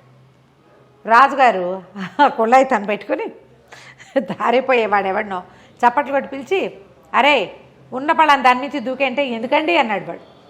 అనగానే ఈయనకి డౌట్ వచ్చి, వీడు నా మాట వింటలేదు. అక్కడి నుంచి ప్రతి వాళ్ళని పిలిచి ఏదో చెప్తాడు, వాళ్ళు ఏదో అడుగుతారు కానీ ఎవరు ఏమీ చేయటం లేదు. ఇప్పుడు సైనికులు వాళ్ళు అనుకో, రాజు చెప్పిన పని చేస్తారు, దూకంటే దూకుతారు, పొడువంటే పొడుస్తారు. రోడ్డును పోయే వాళ్ళు ఎందుకు వింటారు? అంతే. అక్కడి నుంచి ఆ కుళ్ళాయి తనకు పని చేయట్లేదని గమనించి ఓ సైనికుడు నెత్తి మీద పెట్టి, వరే నువ్వు ఏదైనా చెప్పు అంటే వాడు ఏదో చెప్పాడు, ఏ పని ఎవరూ చేయటల్లా. ఆయనకు అర్థమైంది, వచ్చి దిక్మాల కుళ్ళాయి, ఇదేం మాట వినేది కాదు. ఈయన పరిగెత్తుకుంటూ బయటకు వెళ్ళి ఓ సైనికుడిని కేకేశాడు, ఒరే ఇందాక ఒక కుండలు పగలు కొట్టింది కదా, ఆ మనిషిని కేకేసుకురారా అని. ఆ మనిషిని పిలుచుకొచ్చారు. ఏమమ్మా ఆ కుర్రాడు చెప్పగానే కుండలు పగలు కొట్టావు కదా అంటే, అవును బాబు 5 రూపాయలు ఇచ్చాడండి. అనగానే ఆశ్చర్యపోయాడు. ఇక్కడేమో రూపాయికి 5 ఇచ్చాడు, నా దగ్గర నుంచి 100 పట్టుకెళ్ళాడు. అప్పుడు ఆ కుర్రాడు పక్కన దాక్కున్నాడుగా, వచ్చాడు, మీరు మోసపోయారు కదా, మీ అమ్మాయిని ఇచ్చి నా పెళ్లి చేయండి అన్నాడు. ఈ బోడి మొహంలో ఉన్నాడు, వీడికి ఎందుకు ఇవ్వాలనిపించింది ఆయనకి. అయితే ఏమన్నాడు, అలా కాదు, ఇంకొక పరీక్ష పెడతా, నువ్వు ఎలాగైనా సరే మా మంత్రి ఉన్నాడే ఆయనకి తెలియకుండా బలవంతంగా నా దగ్గరికి తీసుకురావాలి, తీసుకొస్తే నువ్వు మోసగించినట్టు, ఆయన మోసగించి నా దగ్గరికి తీసుకురావాలి ఆయనకు తెలియకుండా అని చెప్పాడు. సరే ఒప్పుకున్నాడు కుర్రాడు, అలాగేనండి అన్నాడు. ఈయన వెంటనే మంత్రికి కబురు చేశాడు, ఫలానా వ్యాపారస్తుడి 3వ కొడుకు బుద్ధుడు అనేవాడు నీ దగ్గరకు వస్తాడు, నువ్వు వాడి మాట వినద్దు, వాడు నీ దగ్గరికి రానివ్వకుండా నేను 100 మంది సైనికుల్ని కాపలా పెడతాను అనేసరికి సరే అన్నాడు. మంత్రి గారి ఇంటి చుట్టూతా కాపలా పెట్టారు, వాడిని లోపలికి రానివ్వరు. వీడేం చేశాడు, ఒక గోను సంచి తీసుకుని ఆ గోను సంచిలో కూర్చుని ఆ సంచితో సహా మంత్రి గారింటి ముందు దొరలటం మొదలుపెట్టాడు. మంత్రి గారింటి ముందు దొరలేసరికల్లా ఎవడరా నువ్వు, ఏంట్రా ఇది సంచితో సహా దొర్లుతున్నావు అని మంత్రి గారు బయటకు వచ్చి అడిగాడు. అడిగితే మూట తీసి చూశారు, వీడని తెలిసి. ఏమిట్రా ఇందులో కూర్చొని దొరుకుతున్నట్టు, ఇది జ్ఞాన సంచి అండి. ఇందులో కూర్చున్న వాళ్ళకి వీళ్ళు చెప్పిన మాట అవతల వాళ్ళు వింటారు. ఓ ఇందులో ఉండటమే, మనం కాసేపు దొరలేమంటే చాలు అనగానే మంత్రి గారు నిజమా అన్నాడు. అవునండి, అవును, మనం ఏదనుకుంటే అది చేస్తాం. నేను రాజుగారిని మోసం చేశాను ఈ సంచిలో కూర్చునే అనగానే ఆయన మంత్రి గారికి ఉత్సాహం వచ్చింది. ఆయనకి చిన్న మంత్రి హోదాలో ఉన్నాడు, పెద్ద మంత్రి అయిపోవాలని ఉంది పాపం ఆయనకి. అందుకని ఏం చేస్తాడు, ఒరే ఉండరా నువ్వు బయటిరా, నేను కూర్చుంటానని ఆ సంచిలో కూర్చోగానే వీడు మూతి కట్టేసి ఆ సంచి ఈడ్చుకుంటూ తీసుకుపోయాడు. ఆయన లబోదిబో ఆ సంచిలో. ప్రతివాడికి అత్యాస ఉంటుంది కదా, వీడి రాజుగారి దగ్గర తీసుకుపోయి సంచి బుడదీశాడు. అందులోంచి మరి మిడిల్ సైజు మంత్రి గారు లేచి నుంచున్నాడు. ఇదేమిటి ఈ సంచిలోకి ఎలా వచ్చిందంటే, అందరూ నా మాట వింటారని చెప్పాడంటే జ్ఞాన సంచి అన్నాడు, అందుకని ఎక్కానండి అన్నాడు. ఎలాగైనా మంత్రిని తీసుకురావాలి, సైనికుల్ని తీసుకెళ్ళి కాదు. ఇప్పుడు దొరికేశాడుగా. రాజుగారు ఏమన్నాడు, దీంతో అయిపోలేదు, ఇంకా ఇంకో పరీక్ష పెడతాను నీకు అన్నాడు. 3వ ట్విస్ట్. సరే అక్కడి నుంచి ఏం చేశారు, యువరాణి మందిరానికి రా నువ్వు కూడా అని చక్కగా తయారు చేయించారు వీడిని పెళ్లి కొడుకులాగా. అక్కడ 70 మంది అమ్మాయిలు ఉన్నారు, అమ్మాయి తాలూకు సేవకురాళ్ళు 70 మంది. ఆ రాజకుమార్తె ముందే చెప్పారు, రాజకుమార్తె ఎవరో నీకు చూపించాం. 70 మంది ఉంటారు, వాళ్ళల్లో రాజకుమార్తెని నువ్వు గుర్తుపడితేనే నీకు ఆమెతో పెళ్ళి, లేకపోతే నీ 100 కొరడా దెబ్బలు తప్పవు. సరేనన్నాడు. రాజకుమార్తెను గుర్తుపట్టాలంతే కదా. వీడేం చేశాడు, వాళ్ళ ఇంట్లో ఓ చించెలిక ఒకటి తిరుగుతూ ఉంటే ఎలికను ఒకదాన్ని తోకపుచ్చుకున్నాడు. చిన్న సంచులు వేసి దాన్ని పట్టుకెళ్తే సరే రాజాస్థానానికి వెళ్ళాడు. అంతఃపురంలోకి వెళ్తే 70 మంది ఆడవాళ్ళు కనపడారు. అందరివి ఒకటే రకం బట్టలు. రాజకుమార్తె, ఆవిడ సేవకురాళ్ళు అందరూ కలిసి వాకిట్లో నుంచునే వాళ్ళతో సహా అందరూ కలిసి ఒకటే రకం బట్టలు వేసుకున్నారు. ఈ గుంపులో రాజకుమార్తెను ఎక్కడ కనిపెట్టాలి? రాజు అన్నాడు, ఇదే నీ ఫైనల్ పరీక్ష. ఇప్పుడు కనుక నువ్వు కనిపెట్టావనుకో పెళ్లి చేస్తా, లేకపోతే భరతం పడతాను నీదే. సరే బాగుంది. ఇంతనే అబ్బాయి ఏం చేశాడంటే కాస్త అటు ఇటు చూసి సైనికులందరినీ పక్క పంపించండి, వీళ్ళందరినీ నేను చూస్తానన్నాడు. సైనికులంతా వెళ్ళి బయట నుంచున్నారు. ఓన్లీ ఆడంగులే నుంచున్నారు, ఇక్కడ ఆడవాళ్ళు మాత్రమే. వీడు ఏం చేశాడు, పక్కన చిన్న సంచి దోపుకొచ్చాడుగా, చిన్న చేతి సంచులు ఎలిక పిల్లని దాన్ని తీసి వాళ్ళ మధ్యలోకి విసిరేశాడు. అది చూసేసరికల్లా ఎలిక అది పడేసరికల్లా కేవ్వమని ఒక అమ్మాయి స్పృహ తప్పి పడిపోయింది. మిగిలిన 69 మంది దానికి సేవలు చేయటం మొదలుపెట్టారు. వీడు పరిగెత్తుకుంటూ పోయి స్పృహ తప్పిపోయిన అమ్మాయి చేయించుకున్నాడు. ఈవిడే రాజకుమారి. బాగుంది. మిగిలిన వాళ్ళందరూ పనిచేసేవాళ్ళు, వాళ్ళకేం భయము, ఎలుకని చూస్తేను కుందేలను చూసి బొద్దింకని చూసి వాళ్ళు ఎందుకు భయపడతారు. అతి సుకుమారైన రాకుమారి మాత్రం ఊరికి ముందు మూర్చిపోయింది. అనేసరికి రాజుకి ఇంకేం చేయాలో తెలియలే, తప్పించుకోలేమనిపించేసింది. సరే ఇంక అప్పుడు ఏం చేస్తాడు, ఇంత తెలివిగలవాడని చెప్పి ఆ వ్యాపారస్తుడి కొడుకైన బుద్ధుడికి ఈ రాజకుమార్తెనిచ్చి పెళ్లి చేశాడు. అత్యంత తెలివితేటలు కలిగినటువంటి పెళ్లి కొడుకుగా ప్రకటించి వాడికిచ్చి పెళ్లి చేశాడు. కథ కంచికి మనం ఇంటికి. చాలా బాగుందండి. నమస్తే రమ్మగారు. నమస్తే జయ. నమస్తే రమ్మగారు. నమస్తే జయ. మంచి స్టోరీ చెప్పండి అండి. చందమామ కథ చెప్దామా? పూర్వం ఒక కోయ పల్లెలో, ఒక చిన్న పల్లెటూరులో ఒక కోయవాడు ఒక ఆయన ఉండేవాడు. పెళ్ళయింది, 2 పిల్లలు పుట్టాక భార్య చనిపోతే ఆయనకి చుట్టుపక్కల వాళ్ళంతా ఏమంటారు, చంటి పిల్లలు ఉన్నప్పుడు ఆడది లేకుండా ఎట్లా చేస్తావు, నువ్వు వేటకెళ్తావు, నువ్వు ఊళ్ళోకి వెళ్తావు, అడవిలోకి వెళ్తే పిల్లల సంరక్షణకు ఆడది ఉండద్దు, ఇంటికైనా ఆడది ఇంటికి ఇల్లాలు ఉండాలని పెళ్ళిళ్ళు చేసేవాళ్ళు. రెండో పెళ్లి చేస్తే అదొక రాకాసి. ఆవిడికి సవితి పిల్లలంటే గిట్టేది కాదు. ఈ పెద్ద పిల్లలిద్దరు, ఒకడు సింగన్న, పిల్ల పేరు దుర్గాలు. సింగన్న తెలివైన వాడు, కొంచెం తప్పించుకోవటాలు అవి చాతొచ్చిన వాడు. ఆ దుర్గాలు తెగ ఏడ్చేది చిన్నపిల్ల తల్లి, సవితి తల్లి పెట్టే బాధలకి. అన్నిటికీ కసిరి కొట్టేది, వేళ్ళకి పెట్టేది కాదు, సగమే పెట్టేది. ఏదైనా తింటే ఎంతసేపు తింటావనేది, పని చేయించేది బాగా. చిన్నపిల్లతో అన్ని పనులు చేయించేది. దాని చేతులు పుళ్ళు పడిపోయి కాళ్ళకి దెబ్బలు తగిలి ఏడ్చుకుంటూ ఉండేది. పాపం సింగన్నకు బాధగానే ఉండేది. అయితే ఈ చెల్లెని తప్పించగలిగినంతసేపు తప్పించేవాడు, ఇది లేకపోతే లేదు. ఈ సవితి తల్లికి ఏమనిపించిందంటే, వీళ్ళని ఇట్లా ఏడిపించుకు తింటాం ఎందుకు, వీళ్ళని పీడ విరగడి చేసేసుకుందాం అని చెప్పి ఓ తెలిసిన చుట్టాల అబ్బాయిని ఒకరిని పిలిచి, ఒరే వీళ్ళని అడవిలోకి తీసుకెళ్ళాలిరా అని చెప్పి. పిల్లాడికి ఏం చెప్పింది, మనకి మందులేవో కావాలి, మందులు నూరుకోవాలి, ఆ మందులకి కావాల్సిన మొక్కలు అడవిలో ఉంటాయి, పనివాడు వస్తాడు, నువ్వు వాడితో వెళ్ళు అని చెప్పింది. నువ్వు ఒకటే ఏం పోతావు, చెల్లిని కూడా తోడు తీసుకెళ్ళు అని చెప్పి చెల్లెల్ని కూడా పంపించింది. వాడు పిల్లాడు ఇదేదో ఎత్తేస్తుంది అనుకుని వాడు ఆడుకునే కాయ ఇవి ఉంటాయి రాళ్ళు, గులకరాళ్ళు, ఆటలాడుకునేవి. అన్ని గులకరాళ్ళని జేబులు పోసుకున్నాడు. వెళ్ళే దారిలో ఒకటి ఒకటి ఒకటి ఒకటి వేసుకుంటూ వెళ్ళాడు. ఆ పనివాడు ఏం చేశాడు, అడవిలో ఒక చెట్టు కింద తీసుకెళ్ళి మీరు ఇక్కడే కూర్చోండి, నేను మళ్ళీ వస్తా, అక్కడ ఎక్కడికో వెళ్ళి ఆ మొక్కలు ఏవో పీక్కొస్తానని ఇంకో దారి గుండా వెళ్ళిపోయాడు. వెళ్ళిన దారినే మళ్ళాడు అనుకో, పిల్లాడికి అర్థం అవుతుంది, కొంచెం పెద్దవాడు కదా, ఓ 10-11 ఏళ్ళ వాడు, 11-12 ఉన్నాయి. పిల్లకు ఒక 7 ఏళ్ల పిల్ల, 6-7 ఏళ్ళు ఉంటాయి. ఆ నుంచి ఈ పిల్లాడు ఏం చేశాడు, కొంచెం చీకటి మసలేసరికి ఓహో వీడు వదిలిపెట్టి వెళ్ళిపోయాడని ఈ రాళ్ళు వేసాడు కాదు, ఈ ఒక్కొక్క రాయిని వెతుక్కుంటూ రాత్రికి వెన్నెల్లో కొంచెం మెరుస్తున్నాయి వేసిన రాళ్ళు, తను వేసిన వాటిని వాడు గుర్తుపడతాడు కదా, రోజు ఆడుకునే గులకరాళ్ళు. ఆ దారి వెంబడే నడుచుకుంటూ ఇంటికి వెళ్ళిపోయాడు. చీకటి పడలేక ఇంటికి వచ్చిన పిల్లల్ని చూసి రుసరుసలాడిపోయింది సవితల్లి. ఏదో తిట్టింది. ఒక 4 రోజులు గడిపాక మళ్ళీ ఇంకొకరిని కేకేసింది. అయితే ఈసారి ఏం చేసింది, సమయం ఇవ్వాల. పిల్లాడికి ముందు రోజే చెప్పింది అనుకో, వాడు ఏదో ఒక ఏర్పాటు చేసుకుంటాడు వెనక్కి వచ్చేయటానికి.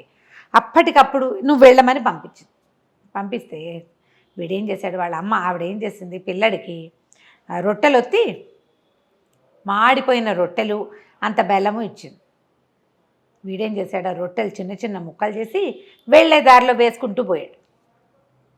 వేసుకుంటూ వెళ్ళాడు కానీ అక్కడికి వెళ్ళాక ఆ రెండో పనివాడి పిల్లల్ని అక్కడ వదిలిపెట్టి ఎటో పోయాడు. ఇక రాల.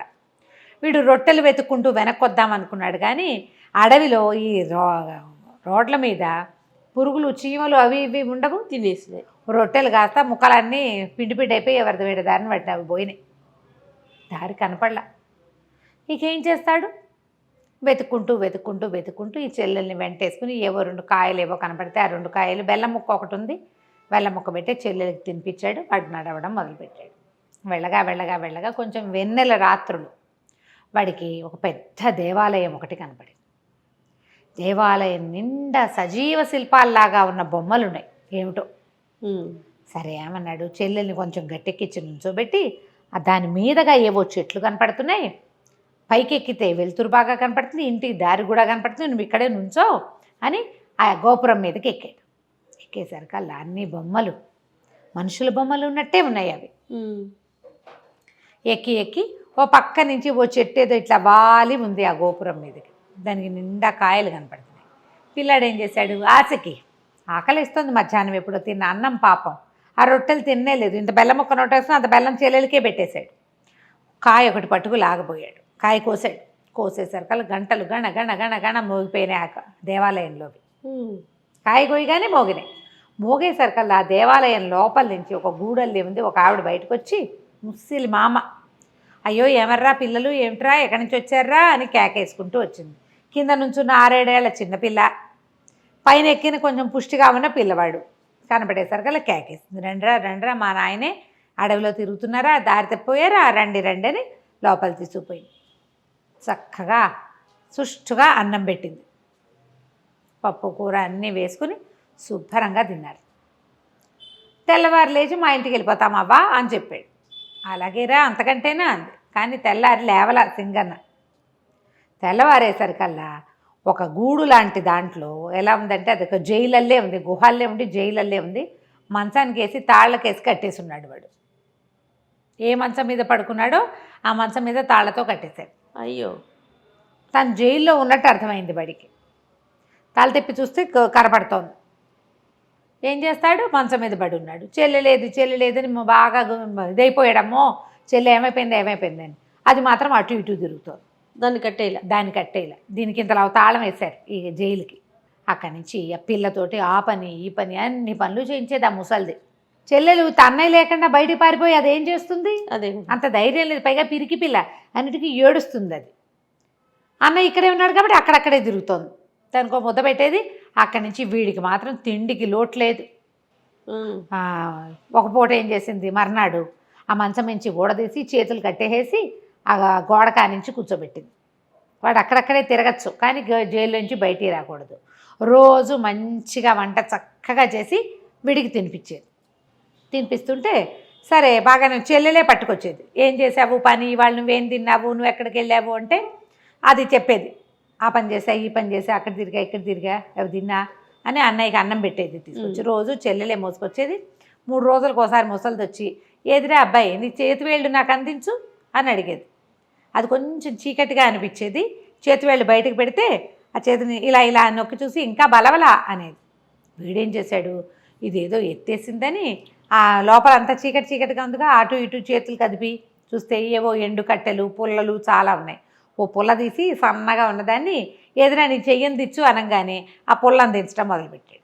ఆ ఎండు పుల్ల నొక్కి చూసి ఇంకా బలవలేదు అనేది. సరికి ఇది ఏదో చేస్తోందని అనిపించింది. అయితే ఏం చేస్తుంది, దుర్గాలు ఉందిగా పిల్ల అటు ఇటు తిరుగుతూ అది చెప్పింది, అన్నయ్య ఇవాళ ముసలిమామ ఏం చేసిందో తెలుసా, పెద్ద పొయ్యి ఉంది లోపల ఎక్కడో లోపల గదిలో పొద్దున పేడ మోసుకెళ్తోంది. ఎందుకో పేడ మోసుకెళ్తోందని నేను కూడా వెళ్ళాను. ఆ పేడ తట్ట ఇంత తట్ట ఈ పిల్ల మొయ్యలేదని అదే మోసుకెళ్తోంది ముసలమ్మ. పెద్ద పొయ్యి ఉంది, పొయ్యి అంతా అలికింది నున్నగా, కింద మంట పెట్టాలి దానికి, పైన ఇంత పెద్ద మూకుడు ఉంది. ఎంత పెద్ద పొయ్యో ఎంత పెద్ద మూకుడో అని చెప్తే అమ్మో ఇదేదో వేస్తోంది వేషం అనుకున్నాడు. మళ్ళీ ఆ రోజు అలికిందని చెప్పిందిగా, ఆ మర్నాడు ముసలిమామ ఈ కుర్రాడిని అరే నీ చెయ్యని తెచ్చగాని వీడు ఎండు పుల్లు అందించాడు ఎప్పట్లాగానే. అందించేసరికి వాళ్ళు నొక్కి చూసి బలవకపోయినా సరే ఇవాళ రాత్రి కవళిచ్చేస్తా అన్నది. అనేసరికి అమ్మో ఏదో చేస్తోంది అనుకున్నాడు. సరే చీకటి పడ్డాక ఏం చేస్తుంది, వరే నాయన బయటికి రారా, మీ చెల్లేమో చిన్నపిల్ల, నేనేమో ముసలిదాన్ని, నాకు ఓపిక లేదు, పొయ్యి వెలిగించాలి, అది పొయ్యి దగ్గర కూర్చొని విసురుదు కానీ రా అని పిలిస్తే తీరా వాడు వెళ్ళి చూసేసరికల్లా ఆ పెద్ద మూకుడు, అది ఇంత సామాన్యం కాదు, ఒక మంచి పెట్టేంత మూకుడల్లే ఉంది. అది దాంట్లో నూనె పోసి పొయ్యి ఎక్కించింది. అక్కడి నుంచి కింద మంట పెట్టింది. ఆ పొయ్యి ఎంత పొయ్యి, పెద్ద గుహలాగా ఉంది. దానికి తలుపులు కూడా ఉన్నాయి. తలుపులు తీస్తారు. ఈ మన చైనా వాళ్ళ కథల్లో కనపడుతుంటాయి, ఈ మన చైనా వాళ్ళ వీడియోల్లో అడుగుని మంట పెట్టి నిప్పంతా తీసేసాక కేకులు బిస్కెట్లు అవన్నీ లోపల పెట్టి అవెన్ లాగా ఉంటుంది అన్నమాట, వేడిగా ఉంటుంది, తలుపులు వేసేస్తారు. అట్లా తలుపులు ఉన్నాయి దానికి. దీన్ని విసురుదు అనేసరికల్లా వీడన్నాడు, ఆ విసరటం మాకేం తెలుసు, మేము కోయవాళ్ళం కదా, అసలు పొయ్యే తెలియదు మాకు, ఇదేమిటో విచిత్రంగా ఉంది, పొయ్యి విసురు అని నువ్వే అంటున్నావు, విసరటం ఎలాగో కూర్చుని చూపించు నాకు తెలియదు అన్నాడు. చేత్తో విసరాలి రా. సరే ఎక్కడ విసరాలి, చెయ్యాలి కదా, అదేదో నువ్వు చేసి చూపించు నేను చూస్తానన్నాడు. అనగానే ముసలిది ఏం చేస్తుంది, ఓరిని 12 ఏళ్ల కుంకవి నీకు అది కూడా రాదుట్రా అని చక్కగా ఆ పెద్ద పొయ్యి ఎదురుగుండా చిన్న పీట ఉంటే పీట మీద పొందిగ్గా ఇట్లా గొంతు కూర్చుని విసిని కనిపెట్టి ఇట్ట విసురుతూ ఇట్టాగే రాను. ఈ పిల్లాడు ఏం చేశాడు, పక్కన నుంచి చూస్తున్నాడు కదా, ఈ ముసలమ్మ నా పీట మీద నుంచి ఒక్క తోపు తోసాడు ఆ పొయ్యిలో పడేటట్టుగా. అది ఎంతుంది, గంగాళం అంతా నోరు తెరుచుకుని ఉంది ఆ పొయ్యి. ఈ ముసలిదేళ్ళ పొయ్యిలో పడంగానే వీడు దాన్ని ఒక కర్రపేడు పెట్టి లోపలికి తోసేసి తలుపులు వేసేసాడు. లోపలికి వెళ్ళిపోగానే గంటలు గణ గణ గణ గణ గణ గణ మోగటం మొదలుపెట్టినాయి. అంతకుముందు గంటలు ఎప్పుడు మోగినాయి, వీడు మామిడికాయ పండుగ వస్తున్నప్పుడు. అక్కడి నుంచి ఆ గోపురం మీద ఉన్న విగ్రహాలన్నీ మనుషులైపోయినాయి. అందరూ మనుషులే. అందరూ బిలబిల్లాడుతూ పరిగెత్తుకొచ్చారు.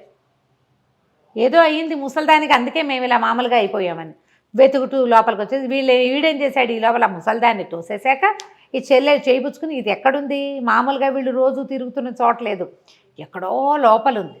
వీడు గుళ్ళోకి రావటమే వాడికి తెలుసు. ఆ గోపురం లోపలికి అదో గుహలా ఉంది. అది పరిగెత్తుకుంటూ బయటకు వచ్చాడు. వీడు బయటకు వచ్చేసరికి గోపురం మించి మనుషులంతా దిగేశారు కిందకి. భలే భలే భలే పని చేసావు, ఏం చేసావు ముసల్దాన్ని అని అడిగారు. ఏం చేసావంటే నేను పొయ్యిలో దోసేసానంటే పద పొయ్యి ఎట్లా ఉందో చూద్దామన్నారు. అక్కడ ఏమైందో పొయ్యిలో ఏమైందో చూడాలిగా. ఈ గుంపంతా వచ్చారు మనుషులు, పిల్లలు కాదు మనుషులే వాళ్ళంతా. వాళ్ళు ఈ పిల్లాడు పిల్ల మళ్ళీ లోపలికి వెళ్తే ఆ పొయ్యి కాస్త ఒక విచిత్రమైన పెట్టెలాగా మారిపోయి ఉంది. పెట్టెల్లే కనపడుతోంది. దాని మీద రాసుంది, మాయదారి ముసల్దాన్ని మట్టు పెట్టిన మహానుభావులారా నా మీదకి ఎక్కండి, ఈ గద్దె మీద ఎక్కి కూర్చోండి, మీకు ఎక్కడికి కావాలంటే అక్కడికి తీసుకెళ్తా, ఏం కావాలంటే అది ఇస్తా. అనగానే చుట్టూతో చేరిన వాళ్ళని చప్పట్లు కొట్టారు. మీరే మహానుభావులు, మా ఎవరి వల్ల కాలేదు, ఎక్కండి ఎక్కి కూర్చోండి అని ఈ పిల్లాడిని ఎత్తి దాని మీద కూర్చోబెట్టి ఆ దుర్గాల్ని కూడా ఎత్తి దాని మీద కూర్చోబెట్టారు. మా ఇంటికి వెళ్ళాలి అనగానే ఆ పెట్టె బొక్క వదుటనే లేచేసి ఇంటికి తీసుకెళ్ళి రైమని వాళ్ళ ఇంటికి తీసుకెళ్ళిపోయింది. ఒక పల్లకీలాగా అయిపోయింది అనమాట. అది మోసుకుంటూ వాళ్ళ ఇంటికి తీసుకుపోయింది. ఎప్పుడైతే ఈ పిల్లలు ఆకాశంలో నుంచి దిగేసరికి ఏవో మాయలు మంత్రాలు జరిగిపోతున్నాయి, అప్పటికి వీళ్ళు వెళ్ళిపోయి 10-15 రోజులు అయిపోయింది కదా, చుట్టుపక్కల వాళ్ళంతా తిట్టిపోస్తున్నారు పిల్లల్ని పొట్టన పెట్టుకున్నామని. మొగుడు కూడా తిడుతున్నాడు. పిల్లలు చూడంగానే సవితల్లి లేచకపోయింది, పరిగెత్తుకుంటూ పారిపోయింది అక్కడి నుంచి. తండ్రి పిల్లలిద్దరిని కావలించుకున్నాడు. చచ్చిపోయారు అనుకున్నాను రా నాయన, ఎలా తిరిగి వచ్చారంటే జరిగిందంతా చెప్పారు. ఆ పెట్టె ఏది అడిగితే అది ఇస్తుంది. వాళ్ళకి ఏముంటాయి సింపుల్ కోరికలు, ఏదో మాంసం కూర అన్నం అవే కావాలి. పల్లెటూరి వాళ్ళు కదా, వాళ్ళకి కావాల్సింది కోరుకుని ఆ ఊరికి కావాల్సినవి చేసుకుంటూ పిల్లలిద్దరూ తండ్రితోటి హాయిగా ఉన్నారు. కథ కంచికి మనం ఇంటికి. చాలా బాగుందండి. నమస్తే అమ్మగారు. చిన్న కథ కదా. నమస్తే. నమస్తే అమ్మగారు. నమస్తే జయ. మంచి స్టోరీ చెప్పండి అమ్మగారు. చందమామ కథ చెప్దామా? బోధిసత్వుడు. ఆ, మనం జాతక కథలు చెప్పుకునే వాళ్ళం కదా. ఈయన కాశీ రాజ్యంలో రాజుగా జన్మించాడట. చాలా జన్మలెత్తాడు బోధిసత్వుడు అని చెప్తాడు ఆ జాతక కథల్లో, అట్లా చెప్తారు. ఓకే. అయితే ఈయన ఏమైందట, ఒకసారి ఆయన రాజుగా ఉన్నప్పుడు ఒక పితూరి వచ్చిందనమాట. అంటే ఏంటి, తిరుగుబాటు. ఈ తిరుగుబాటు వచ్చేసరికల్లా ఆ తిరుగుబాటును అణచడానికి రాజే స్వయంగా బయలుదేరాడు. బయలుదేరితే ఈ పితూరిలో గాయపడ్డాడు. రాజుకి వ్యతిరేకులు కొంతమంది, రాజుని చేసే వాళ్ళు కొంతమంది ఉంటారు రాజ్యంలో, ఎప్పుడూ ఉంటుంది కదా. అవును కదా. అయితే ఏమైంది, గాయపడేసరికల్లా ఈయన పడి గుర్రం మీద వాలిపోయేసరికల్లా ఆ గుర్రము దీని నుంచి సైన్యం నుంచి పక్కకు వచ్చేసింది. అది పక్కకు వచ్చి రాజుని తీసుకొచ్చేస్తుంటే ఒక అడవిలో ఒక పుల్ లాంటిది ఏదో కనపడి అది బెదిరిపోయి అడ్డదిడ్డంగా ఎటేటేటేటో పరిగెత్తేసి ఒక పల్లెటూరు వైపుకి ఈయన్ని తీసుకెళ్తే ఈయన ఏమనుకున్నాడు, సరే దెబ్బ తగిలింది స్పృహలోనే ఉన్నాడు, ఆపగలిగేంత సత్తా లేదు. సరే ఈ ఊర్లో చేరేసరికల్లా అది ఒక చిన్న పల్లెటూరు. ఒక పెద్ద చెట్టు కింద చిన్న నడవ దీని లాంటిది గట్టు లాంటిది కట్టి కొంతమంది మనుషులు కూర్చుని ఉన్నారు. ఈ గుర్రంతో పాటు వచ్చిన మనిషిని చూసి ఆశ్చర్యపోయారు. ఈయన మంచి కవచం, యుద్ధాలకు వెళ్ళేటప్పుడు ఎట్లా వెళ్తారు, శిరస్త్రాణము, కత్తి, ఈ గుర్రానికి తగిలించిన బల్లేలు అవి చూసేసరికల్లా ఈయన సైనికుడు అనేది స్పష్టంగా, అంటే వీరుడు అనే విషయం తెలుస్తోంది. గ్రామ ప్రజలెవరూ ఈయన మీద ఆసక్తి చూపించలే. అయితే ఒక ఆయన పెద్ద మనిషి మాత్రం ఇంత గాయపడి ఉన్నాడని పలకరించాడు. నువ్వేమిటి పితురిదారివా, నువ్వు మామూలు వాడివా, రాజుకి సమర్థించేవాడివా అంటే, నేను రాజ సైనికులకు సంబంధించిన వాడిని, పితురిదారిని కానన్నాడు. అనేసరికల్లా సరేలే ఇంత దెబ్బలతోటి ఎక్కడికి వెళ్తావు, మా ఇంటికి రా అని చెప్పేసి ఇంటికి తీసుకెళ్ళి, ఆయనకి ఏంటంటే రోజు ఒక అతిథిని సేవించాలని ఆయన ఉద్దేశం. ఆ అతిథి వెళ్ళిపోయాక ఇంకో కొత్త అతిథిని తెచ్చుకుంటాడు. ఓకే. అతిథిగా భావించి, అయినా ఎక్కడి నుంచో పడి వచ్చాడు పాపం అని చెప్పి ఈయన గుర్రం మించి దింపి వైద్యుడిని పిలిపించి ఈయనకి వైద్యం చేయించి, గుర్రానికి స్వయంగా స్నానం చేయించి మాలిష్ చేసి దానికి దాణా పెట్టి దాన్ని అట్ట పెట్టుకున్నాడు. అక్కడి నుంచి ఈయన కత్తిడాలు అవి ఇవి ఉన్నాయిగా, శిరస్త్రాణము, కవచము అన్నీ ఊడదీయించాడు, కాళ్ళు గడిగిచ్చాడు, మొహం గడిగిచ్చాడు, వైద్యం చేయించి భార్యతో వంట చేయించి పెట్టి ఒక కొద్ది రోజుల పాటు తనతో పాటే ఉంచుకున్నాడు. ఉంచుకుని ఈయన బాగా ఓపిక వచ్చి గాయం మానబట్ట, ఇక్కడి నుంచి మళ్ళీ ఆయన ఊరు వెళ్ళాలంటే అంత గాయం మానాలి కదా, లేకపోతే కదలికలకి నెత్తురు బుక్కుతుంది. మళ్ళీ గాయం పూర్తిగా మానేదాకా ఆ గ్రామస్తుడి ఇంట్లోనే ఉండిపోయాడు ఈయన రాజుగారు. గ్రామస్తుడు ఏదో మంచి మాటలు మాట్లాడేవాడు, చక్కగా మృదు స్వభావి, ఏదో చిన్న పర్వాలేదు వాళ్ళు కుటుంబం, మామూలు కుటుంబపు పద్ధతిలోనే రాజుగారు కూడా ఉన్నాడు. ఉన్నాక బాగా నయమైపోయి వెళ్ళిపోయేటప్పుడు ఏం చెప్పాడంటే, మీరు రాజ్యానికి, కాశీ రాజ్యానికి వచ్చినప్పుడు కుడివైపు ఉండే ఉత్తర ద్వారం దగ్గర మహాశ్వారోహుడి ఇల్లు ఎక్కడా అని అడగండి, మా ఇంటికి తీసుకొస్తాడు. తప్పకుండా మీరు నాకు చేసిన సేవకి కృతజ్ఞతగా నేను తెలుసుకునే అవకాశం నాకు ఇవ్వండి, రండి మా ఊరు అని చెప్పాడు. రాజు వెళ్ళిపోయాడు. ఈయన వెళ్ళేసరికి పితూరి అణిగిపోయింది. సైన్యం అంతా బయలుదేరింది కదా, రాజు ఎక్కడో దెబ్బలు తగిలి పడి ఉంటాడు, వెతికారు, ఎక్కడా దొరకలేదు, ఎక్కడో తలదాచుకుని ఉంటాడు, ఆయనే వస్తాడు, ఆయన తరహా అది అని చెప్పి వీళ్ళు ఊరుకున్నారు. సరే దాంతో ఈయన వెళ్ళంగానే మళ్ళీ రాజ్యం అంతా మామూలుగా అయిపోయింది. ఈయన చూస్తూ ఉన్నాడు ఎప్పుడైనా అతను వస్తాడేమో ఆ గ్రామస్తుడని. ఎన్నాళ్ళు గడిచినా రాల. సంవత్సరం అయిపోయింది. సంవత్సరమైనా ఆయన రాల. ఇప్పుడు మనం ఒక ఊరు వాళ్ళకి హెల్ప్ చేసాము, బాగా పిలిచాము, రమ్మంటే భార్య పిల్లల్ని తీసుకుని అతను రావచ్చునే. పైగా ఈ అశ్వం ఎక్కి వచ్చిన ఆయన పంచకళ్యాణి గుర్రము, ఈయన పెద్ద సైన్యాధ్యక్షుడిలాగా కనపడుతున్నాడు, గ్రాండ్గా జరుగుతాయి. అవును. అయినా కూడా అతను రాపోయేసరికి ఈయన ఏమన్నాడు, ఆ ఫలానా అడవి పక్కన ఉన్న గ్రామం కదా, ఆ గ్రామానికి పన్నులు పెంచమని ఉత్తర్వు ఇచ్చాడు. పన్నులు పెంచారు. పెంచినా ఇతను ఏమీ రాల, అక్కడి నుంచి ఎవరు రాల. 3 సార్లు పన్నులు పెంచారు. 3 నెలలకు చొప్పున 2 సంవత్సరంన్నర 2 ఏళ్ళు అయిపోతుంది. పన్నులు పెంచినా రాకపోయేసరికి ఈయన ఆశ్చర్యపడి ఏమిటి ఇతను రాడు నా దగ్గరికి అని. ఆ ఊళ్ళో ఉన్న గ్రామస్తులంతా అన్నారు, అదేమిటో వాళ్ళ నువ్వు ఒక ఆయనకి ఆశ్రయం ఇచ్చావు, 10 రోజులు ఉంచుకున్నావు, కట్లు గిట్లు కట్టించావు, ఆయన నీకు బాగా స్నేహితుడయ్యాడు కదా, బాగా కబుర్లు చెప్పుకునేవాళ్ళు రోజంతా. స్నేహితుడయ్యాడు కదా, ఆయన పైగా ఆయన ఏదో సైన్యంలో పెద్ద ఉద్యోగం అని చెప్పాడు కదా నీకు, ఆయన ద్వారా వెళ్తే ఏదైనా పని అవుతుంది కదా. రాజుగారి దగ్గరికి వెళ్ళి ఇది చిన్న గ్రామం, మేము 10% ఇవ్వగలం, ఇలా 25% పన్ను ఇవ్వలేమని చెప్పచ్చు, నీ స్నేహితుడు సహాయం చేస్తాడు, వెళ్ళు వెళ్ళు వెళ్ళు అని ఊర్లో వాళ్ళంతా ఆయన్ని ఎంకరేజ్ చేశారు. ఆ గ్రామస్తుడు అన్నాడు వెళ్ళటానికి ఏముంది, వాళ్ళు ఆయన దెబ్బతిని మన ఇంటికి వచ్చాడు. ఇప్పుడు నేను చుట్టపు చూపుగా వెళ్తున్నా, వెళ్ళేటప్పుడు దెబ్బతిని వచ్చిన వాడు ఏమీ దాడు మన ఇంటికి. అవును, నేను అతిథిగా ఆయన్ని స్వీకరించి నేను పెట్టుకున్నా కాబట్టి ఆయన నాకేమి ఇవ్వాల, నేను తీసుకోలేదు కూడా. కానీ మనం ఒక పని మీద వెళ్తున్నాం, స్నేహితుడు చుట్టపు చూపుగా వెళ్తున్నప్పుడు ఏమైనా నగ నాణ్యం కొనుక్కెళ్ళాలా అతని భార్యకి వస్తువు, పిల్లలకి ఏమైనా బట్టలు పాతలు తీసుకెళ్ళాలా, తినుబండారాలు తీసుకెళ్ళాలా, అవన్నీ నేను ఎక్కడ పెడతాను, నాకు అంత సత్తా లేదు. ఈ పన్నులతో మీతో పాటు నేను కూడా అణిగిపోయాను కదా అంటే ఊళ్ళో వాళ్ళంతా అన్నారు, నువ్వు ఆ కంగారు పడద్దు, మేము అన్నీ ఏర్పరిచిస్తాం, నీ వంతుగా నువ్వు వాటిని తీసుకెళ్ళి ఇచ్చిరమ్మన్నారు. ఇచ్చి కొంచెం మాట్లాడరా, రాజు ద్వారా మాట్లాడిస్తే ఏమైనా కుదురుతుందేమో, ఇలా ప్రయత్నం చేస్తాం కదా అందరం. సరే ఊళ్ళో వాళ్ళంతా కొంత డబ్బు సమకూర్చి ఇచ్చారు. ఈయన ఏం చేశాడు, మన వచ్చిన స్నేహితుడికి రాజుగారికి అనమాట 2 మగపిల్లలు 2 ఆడపిల్లలు అని తెలుసుకున్నాడు. 2 కొంచెం సుమారుగా వాళ్ళ వయసులు అవి తెలుస్తాయిగా, పెద్ద పిల్లాడికి 16 ఏళ్ళు, చిన్నపిల్లాడికి 14 ఏళ్ళు, ఆడపిల్లలిద్దరికి 8, 6 ఆ వయసులకు తగినట్టుగా ఏవో కొంచెం వస్తువులు బట్టలు ఏర్పరచుకున్నాడు. అక్కడి నుంచి ఒక నగ ఒకటి కొన్నారు. తినుబండారాలు ఆ ఊర్లో పల్లెటూళ్ళలో ఈ అడవి పక్కన ఊర్లో ఏం చేస్తారు, మలాయి మైసూర్ పాకులు అవి ఉండవు కదా, వాళ్ళేమో మిరపసొన్లు అవి ఏవో చేసుకుంటారు. ఆ చేసిన 4-5 రకాల తినుబండారాలు కట్టారు. ఒక ఎడ్ల బండి ఎక్కించి ఇవన్నీ పంపించారు. మన రాజుగారు తొలి రోజుల్లోనే వెళ్ళినప్పుడే ఉత్తర ద్వారం కుడివైపున ఉన్న ఉత్తర ద్వారంలో ఉన్న సైనికుడికి చెప్పారు, ఎవరైనా మహాశ్వారూహుడి ఇల్లు ఎక్కడా అని అడిగితే కనుక నా దగ్గరికి తీసుకురారా అని రహస్యంగా వాడికి చెప్పి పెట్టారు. రోజు పగటిపూట అతనే ఉంటాడు కాపలాదారు. గడిచిన సంవత్సరంన్నరలో ఎవ్వరూ రాల. కానీ ఈ గ్రామస్తుడు ఏం చేశాడు, ఈ బండిది వేసుకుని వెళ్ళాడు, ఎడ్ల బండి తోలుకుంటూ వెళ్ళి ఆ ఉత్తర ద్వారానికి వెళ్ళి అక్కడ ఉన్న సైనికుడు మహాశ్వరహుడి ఇల్లు ఎక్కడ నాయన, మరి నాకు ఇట్లా రమ్మని చెప్పాడు అన్నాడు. అనేసరికి ఈయన తీసుకుపోయి రాజుగారికి సమర్పించాడు. రాజుగారు ఎంతో సంతోషించి వచ్చిన స్నేహితుడిని కావలించుకుని నిన్నాళ్ళకా వచ్చావు నువ్వు అని కావలించుకున్నాడు.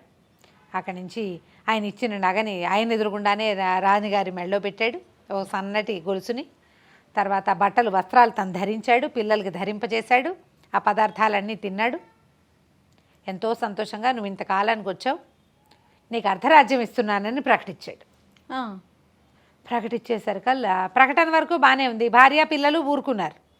ఈ మంత్రులు సామంతులు అందరూ ఆశ్చర్యపోయారు, ఏమిటి ఈయన చూస్తే వాలకం కావిగుడ్డలు, ఈయన పల్లెటూరు వాడు, ఆ బట్టలు ఏమిటి, ఆ నగ ఏమిటి, ఆ పదార్థాలు ఏమిటి, ఎప్పుడైనా రాజుగారి జీవితంలో కట్టుకున్నాడా, అలాంటివి తెచ్చిన వాడికి అర్ధరాజ్యం ఇస్తే ఈ పల్లెటూరు వాలకం పెద్ద మనిషి ఏం చేస్తాడు రాజ్యాన్ని అని ఆశ్చర్యపోయారు. నువ్వు పోనీ తెచ్చావు, వాళ్ళు ఏం తెచ్చిచ్చారో అలాంటివి నువ్వు కూడా 4 ఇంతలు ఇవ్వు. ఆయన పన్నులు తగ్గించమని అడగడానికి వచ్చాడు.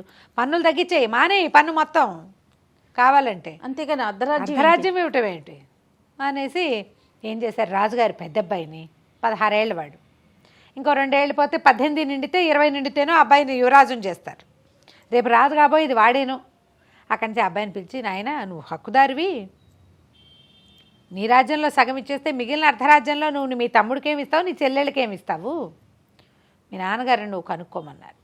కనుక్కోమంటే వాడేం చేశాడు, ఓ రోజు పొద్దునే వచ్చి, నాన్నగారండి మరి అర్ధరాజ్యం ఇచ్చేశారు ఏమిటండి అడిగేసరికల్లా ఆయన అన్నాడు, ఇక్కడ కాదు నువ్వు అడగాల్సింది, సభలో అడుగు చెప్తా. ఇది నువ్వే అడుగుతున్నావా ఎవరైనా అడిగిస్తున్నారా అని. వాళ్ళు అడుగుతున్నారు, నాకు కూడా అడగాలనే అనిపిస్తోందండి. ఇట్లా 4 సామాన్లు తెచ్చిన వాడికి ఏమిటి, ఆయన ఆ ఊరు నుంచి ఒక నగ తెచ్చి మన 6గురికి బట్టలు తెచ్చి తినుబండారాలు తెచ్చిన వాడికి అర్ధరాజ్యం ఇచ్చేస్తే ఇంకా పెద్ద పెద్ద సహాయాలు చేసిన వాళ్ళకి ఇంకా ఎన్ని రాజ్యాలు ఇవ్వాలి, మనకున్నదెంత, నాకు కూడా అడగాలనే అనిపిస్తుంది అంటే, అయితే ఇక్కడ అడగద్దు నువ్వు అన్నాడు రాజు. అడగద్దు, నువ్వు రేపొద్దున సభలో అడుగు, ఏం సమాధానం చెప్పాలో అక్కడ చెప్తాను అనేసరికి బాగుందిగా. మర్నాడు పొద్దున సభలో యువరాజు లేచి నిలబడి చక్కగా అడిగాడు. అడిగాడు. తండ్రే కదా అడగమన్నాడు. ఈ సామాన్లు తెచ్చాడు. ఒక స్నేహితుడు మిమ్మల్ని కలవడానికి వచ్చాడు. వచ్చిన స్నేహితుడు మా రాణిగారికి ఒక నగ తెచ్చాడు. 2 మగపిల్లలు 2 ఆడపిల్లలకి బట్టలు తెచ్చాడు. పల్లెటూరువి వాళ్ళవి అక్కడివి, అవి మనం కట్టుకునేవి కూడా కాదు. ఆయనకి మీరు అర్ధరాజ్యం ఎందుకు ఇచ్చారో నేను సభాముఖంగా తెలుసుకోదలుచుకున్నాను అని. అయితే అప్పుడు రాజు ఏం చెప్పాడంటే, అపాత్రదానం పాత్రదానం అని 2 ఉంటాయి. అపాత్రదానం అంటే అది అసలు వాడికి ఇవ్వకూడని వాడికి ఇవ్వనేకూడదు. కానీ దానపాత్రుడు ఒకడు ఉంటాడు. పాత్ర దానం, సరైన దానం. ఇతను ఇప్పుడు వచ్చిన ఈ బట్టలు తీసుకొచ్చిన ఆయన బట్టలు తేకపోయినా పర్వాలే, ఈయన నా ప్రాణదానం చేశాడు. నేను 10, 1, 11 రోజులు వీళ్ళ ఇంట్లో ఉన్నా. నాకు వైద్యం చేయించాడు, సేవ చేశాడు, 3 పూట్ల భోజనం పెట్టాడు. నాతో పాటు నా కళ్యాణి గుర్రాన్ని కూడా పోషించాడు.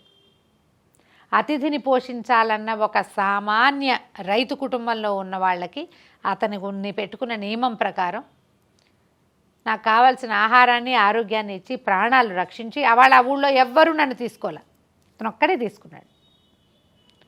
నేను ప్రాణదానం చేశాను, ఇతను చూడడానికి ఇవన్నీ ఎందుకో అని అనుకోకుండా నేను వాళ్ళకి ఏ సహాయం చేయలే, 1 రూపాయి ఇవ్వలే, వచ్చేసా నా పని చూసుకుని. నన్ను చూడ్డానికి వస్తూ తన శక్తి వంచన లేకుండా తను ఎంత పెట్టగలడో అన్ని రకాలు పెట్టి నన్ను స్నేహితుడిని పలకరించినట్టు వచ్చాడు. దానపాత్రుడు ఇంతకంటే ఎవడుంటాడు? నేను మొత్తం రాజ్యం ఇచ్చేయాలి, నా ప్రాణాలకు బదులుగా మొత్తం ఇవ్వాలి, సగమే ఇచ్చాను నేను. తను దానపాత్రుడు కాబట్టే ఇచ్చా. సభ అంతా నిశ్శబ్దంగా ఉంది. ఆ రోజు నేను రాకపోయింటుంటే నేను ఎప్పటికీ వచ్చేవాడిని కాదు. ఆ డొక్కల్లో తగిలిన దెబ్బ సరిగ్గా అడ్రస్ చేయకపోతే, దానికి రిపేర్ చేయకపోతే డొక్కలో పుండు పడిందంటే అంతే సంగతులు. ఇవాళ నా రాజ్యం అతను పెట్టిన భిక్ష కాబట్టి ఇవాళ నేను అతనికి ఇచ్చేసా, అర్ధరాజ్యం ఇచ్చాను అనగానే సభలో అంతా చప్పట్లు మోగినాయి. ఆయన చాలా సిగ్గుపడ్డాడు. నువ్వు రాజు కాకపోయినా నేను అదే చేసేవాడిని అన్నాడు. ఇక్కడికి వచ్చాక కదా నువ్వు రాజు అని నాకు తెలిసింది. ఆయన కూడా ఏమీ ఎచ్చులకు పోలేదు. అప్పుడు ఆ రాజుగారు ఏం చేశారంటే, అతనే చెప్పాడు, నాకు అర్ధరాజ్యం వద్దు, అర్ధరాజ్యం నాకు ఇచ్చావన్న ఘనతే నాకు చాలు, నాకు అవసరం లేదు, నేను పల్లెటూరు వాడిని, అక్కడే ఉంటాను. మా ఊరికి పన్నులు తీసేయమంటే శాశ్వతంగా మనవడి వరకు ఈ రాజ్యం కొడుకు మనవడు చేసే వరకు 3 తరాల వరకు వాళ్ళు 1 రూపాయి పన్ను కూడా కట్టక్కర్లేదు. ఆ ఊరు వాళ్ళకి రాజధాని నుంచి వాళ్ళకి అవసరమైన సామాన్లు మేము పంపిస్తాం. వాళ్ళకంటే ఏమైనా అవసరపడితే వాళ్ళకి సహాయం కావాలంటే అది రాజధాని నుంచి ఫ్రీగా వస్తుంది, ఏ ఇబ్బంది లేకుండా. మామూలుగా రాజధాని నుంచి సహాయం కావాలంటే వాళ్ళని ఊరు వాళ్ళు పోషించాలి, అలా ఉంటాయి. అవునవును. అవేవీ చేయక్కర్లేదని ఇది ప్రశంసాపత్రం లాంటి ఒక పత్రం రాయించి ఆయన చేతిలో పెట్టి ఆయన వచ్చిన ఎడ్ల బండితో పాటు ఒక గుర్ర బండి ఎక్కించి ఆయన్ని పంపించారు. దానపాత్రుడు ఎవరికి దానం ఇవ్వాలో వాళ్ళకి ఇవ్వవలసిందే. ఇప్పుడు నా ప్రాణం కాపాడాడు అని ఓ 100 రూపాయలు ఇచ్చామనుకో, అంటే నీ ప్రాణం విలువ 100ఏనా? అది కదా ఆలోచించాలి. ఆలోచించి మనం ఎవరికి పాత్రత ఉందో వాళ్ళకి తప్పకుండా ఇవ్వవలసిందే. అది కంచికి మనం ఇంటికి. నమస్తే రమ్మగారు. నమస్తే జయ. నమస్తే రమ్మగారు. నమస్తే జయ. ఏదైనా మంచి స్టోరీ చెప్పండి రమ్మగారు. కష్టాలు సుఖాలు. కష్టాలు ఎందుకు వస్తాయి? ప్రారబ్ధ కర్మని బట్టి. అంతేగా. మన ముందు జన్మలో చేసుకున్న ప్రారబ్ధం వల్ల మనకి ఇప్పుడు కష్టాలు వస్తాయి. సుఖాలు అవి కూడా అంతే, ప్రారబ్ధం వల్లే. మనం అక్కడేదో మొదలుపెట్టి వచ్చాం, దాని కంటిన్యూషన్ ఈ జన్మలో అవుతుంది. నువ్వు ఎక్స్పెక్ట్ చేయవు, నీకు కావక్కర్లేదు, నువ్వు అక్కర్లేదు, నువ్వు అనుకోవు, నీకు ఐడియా లేదు, ఆసక్తి లేదు, అయినా కూడా వస్తాయి. నేను హాయిగా పనిచేసి పెట్టేవాళ్ళు, హాయిగా డబ్బులు ఇచ్చేవాళ్ళు, హాయిగా కొనుక్కోమనేవాళ్ళు, హాయిగా తినమనేవాళ్ళు, వీళ్ళకి ఇలా ఎలా వచ్చాయని మనం ఆశ్చర్యపోతుంటాం. వాళ్ళకి అన్నీ వచ్చేస్తుంటాయి. అవును. ప్రారబ్ధ కర్మానుసారం కష్టాలు ఎలా వస్తాయో సుఖాలు కూడా అలాగే వస్తాయి. ఒప్పుకో బుద్ధి కావట్లేదు కదా నీకు? అస్సలు కావట్లేదు రమ్మగారు. సుఖాలు ఎలా వస్తాయంటే వాళ్ళ లెవెల్కి వాళ్ళు వాళ్ళ స్థాయికి తగినట్టు అది వాళ్ళకి సుఖంగానే అనిపిస్తుంది. ఆ రోజుకి సుఖం. ఇప్పుడు ఆ రోడ్డు మీదే తిరుగుతూ రోడ్ల మీదే పడుకుని రోజు పావలా 10 పైసలతో కడుపు నింపుకునే వాడికి ఆ రోజు 100 రూపాయలు దొరికి ఒక అన్నం కడుపు నిండా తిన్నాడు అనుకో, 3 పూట్ల సుఖం వాడికి. నీకేమనిపిస్తుంది? మనకి పై లెవెల్ వాళ్ళకి 3 పూట్ల తినటమే గొప్ప, ఇంకా అదేదో కావాలి కదా అని మనకు అనిపిస్తుంది. మన లెవెల్ వేరు. ఎవడి లెవెల్ సుఖం వాడి ప్రారంధం వల్లే వాడికి లభిస్తుంది. చందమామలో ఒక మంచి కథ ఉంది, సుఖ ప్రారంధం. ఆ కథ పేరే అది. బాగుందండి. పూర్వం ఢిల్లీ పాదుషా దగ్గర విజయుడు అని ఒక మహామంత్రి ఉండేవాడు. ఆయన స్థాయి, ఆయన ధోరణి, ఆయన వ్యక్తిత్వాన్ని బట్టి ఆయన్ని విజయ మహారాజు అని పిలిచేవాళ్ళట. ఆయన్ని కూడా మహారాజానే పిలిచేవాళ్ళు. అంత విజయ మహారాజు గొప్పటి వ్యక్తి. అంత గొప్ప వ్యక్తి. అయితే ఏమిటంటే ఆయనకి ఈ దేహాభిమానం అవి ఏమీ లేవు పాపం. ఆహా, ఆయనకి వైరాగ్య చింతన ఉంది. ఆయన కాలు కదిపితే పల్లకీలోనే ఉంటాడు, చెయ్యి కదిపితే మనుషులు అటెండెన్స్ ఉంది, కానీ ఆయనకి జీవితాసక్తి లేదు. ఉంటారుగా అలాంటి వాళ్ళు సన్యాసులు. అవును, అన్నీ ఉంటాయి, వాళ్ళకి ఏం ఆసక్తి ఉండదు దాని మీద. ఆయన రకరకాల తత్వాలు రాసేవారట, జీవిత సత్యాల మీద ఎన్నో తత్వాలు రాసేవాళ్ళు. ఆయన తత్వాలు ఎంత బాగుండేవంటే అసలు అందరూ ఊళ్ళో పాడుకునేవాళ్ళు వాటిని పాటల్లాగా. బైరాగులు బాగా పాడేవాళ్ళట. అవన్నీ ఏంటంటే పారమార్థికమైన తత్వం. తనకి లభించేటువంటి ఈ మహాసుఖవంతమైన జీవితం మీద ఆయనకి ఏమీ ఆసక్తి లేకపోవటం వల్ల పుట్టినవి. అది లేనిదే కుదరదని ఉండదు ఆయనకి, కానీ అవన్నీ ఉంటూ ఉంటాయి పాపం. ఆయన ధోరణి, ఆయన పరిస్థితి అది. అయితే ఈయన పాడిన పాటలు, ఈయన రాసిన పాటలు ఆ ఊళ్ళో పాడుకుంటూ ప్రపంచం అంతా, అంటే భారతదేశం అంతా వెళ్ళినాయి అన్నమాట. అయితే ఇప్పుడు ఇది ఢిల్లీలో కాశీనగరంలో విజ్ఞాన చంద్రుడని ఒక గొప్ప యతీంద్రుడు ఒక ఆయన ఉండేవాడు, ఒక సన్యాసి. ఆయన ఈ పాట ఎంత బాగుంది, బైరాగులు తత్వాలు పాడుతుంటే ఆశ్చర్యపోయాడు. ఎంత బాగుంది ఈ తత్వం, ఎవరు రాశారు అంటే ఫలానా వాళ్ళు చెప్పారు. ఆ ఫలానా నుంచి ఇంకో ఫలానా, అక్కడి నుంచి ఇంకో ఫలానా, అట్లా చేతులు మారుతూ ఈయన ఊళ్ళు మారుతూ తెలుసుకున్నాడు. ఢిల్లీ నగరంలో ఉండేటువంటి విజయ మహారాజు అనే ఆయన, విజయుడు అని ఆయన ఇవి రాశాడు. ఈయన ఒక సంవత్సరం పాటు వెతికి ఢిల్లీ చేరాడు. చేరేసరికల్లా అక్కడికి వచ్చాడు. వస్తే ఈయన ఈ తత్వాలు రాసిన వాళ్ళని అడిగితే ఎవరికి తెలుస్తుంది? ఆ మహారాజు ఖచ్చితంగా మహారాజు అని తెలియలే ఈయనకి. సరే, ఆయన కోసం వెతుకుతున్నాడు. ఈయన ఏమనుకున్నాడు, ఈ తత్వం రాసిన ఆయన కూడా సన్యాసి అని భావించాడు. ఓకే, విజయుడు అనే సన్యాసి కోసం వెతికాడు, సన్యాసి దొరకల. అయితే ఒకనాడు ఒక దీని సత్రంలో బస చేశాడు. వాకిట్లో ఒక బిచ్చగాడు ఒకడు తంబుర మిడుతూ పాట పాడుకుంటూ వస్తున్నాడు. అది ఈయన విన్న తత్వమే, అది ఆ విజయ మహారాజు రాసింది. ఈయన ఆ బైరాగిని పట్టుకున్నాడు, బిచ్చగాడిని.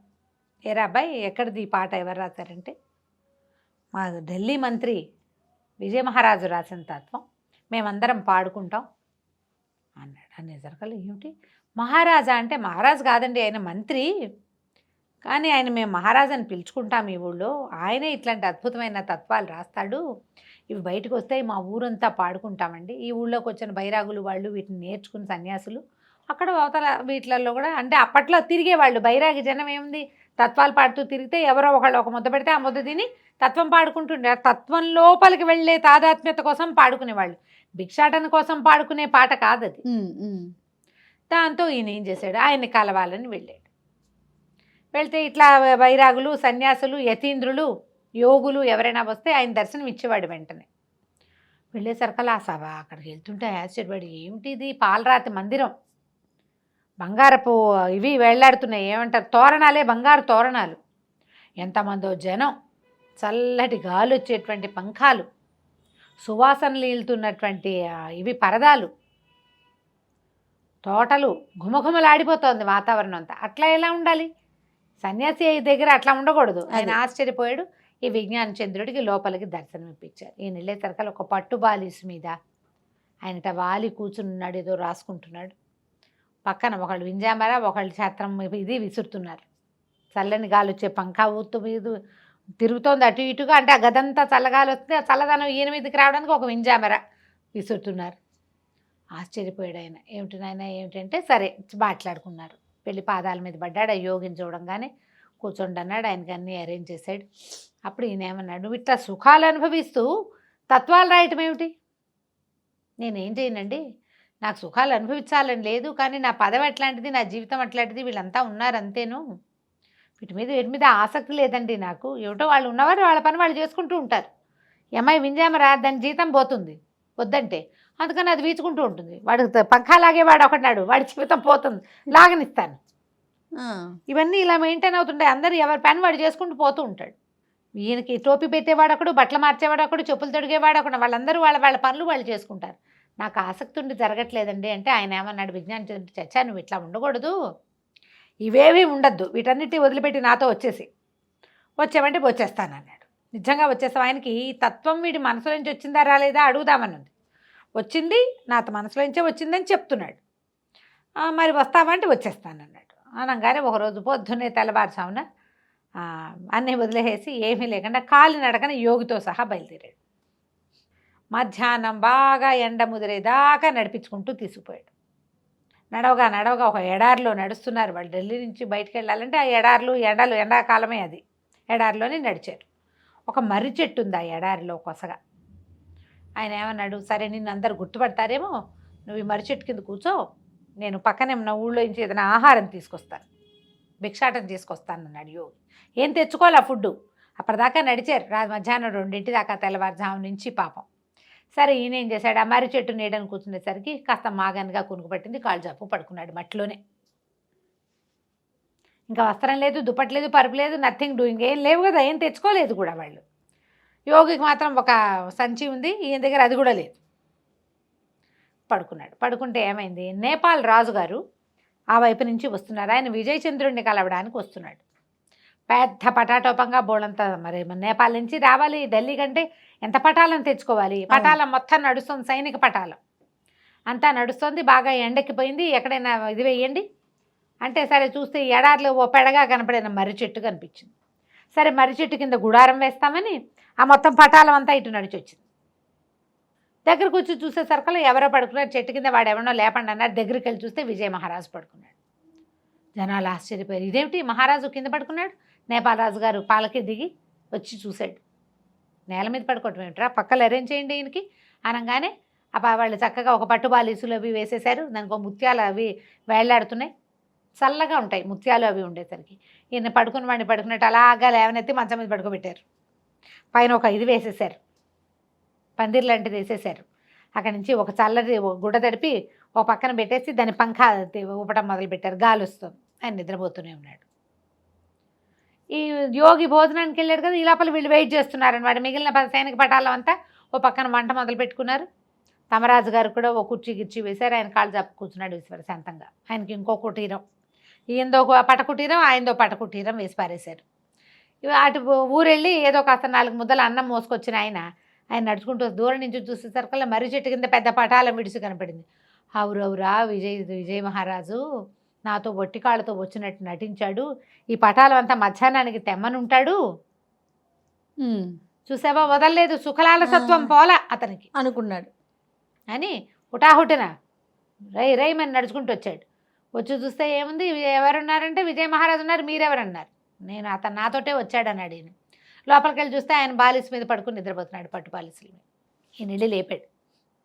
ఆయన ఉలికిపడి లేచి ఇదేంటి ఇవన్నీ ఎక్కడి నుంచి వచ్చినాయి అని అడుగుతున్నాడు. ఆయన నువ్వే తెచ్చుకున్నావు కాదా అన్నాడు. నేను తేలేదన్నాడు. ఈ లోపల నేపాల్ రాజు వచ్చాడు. విజయ మహారాజు నిద్ర లేచాడు.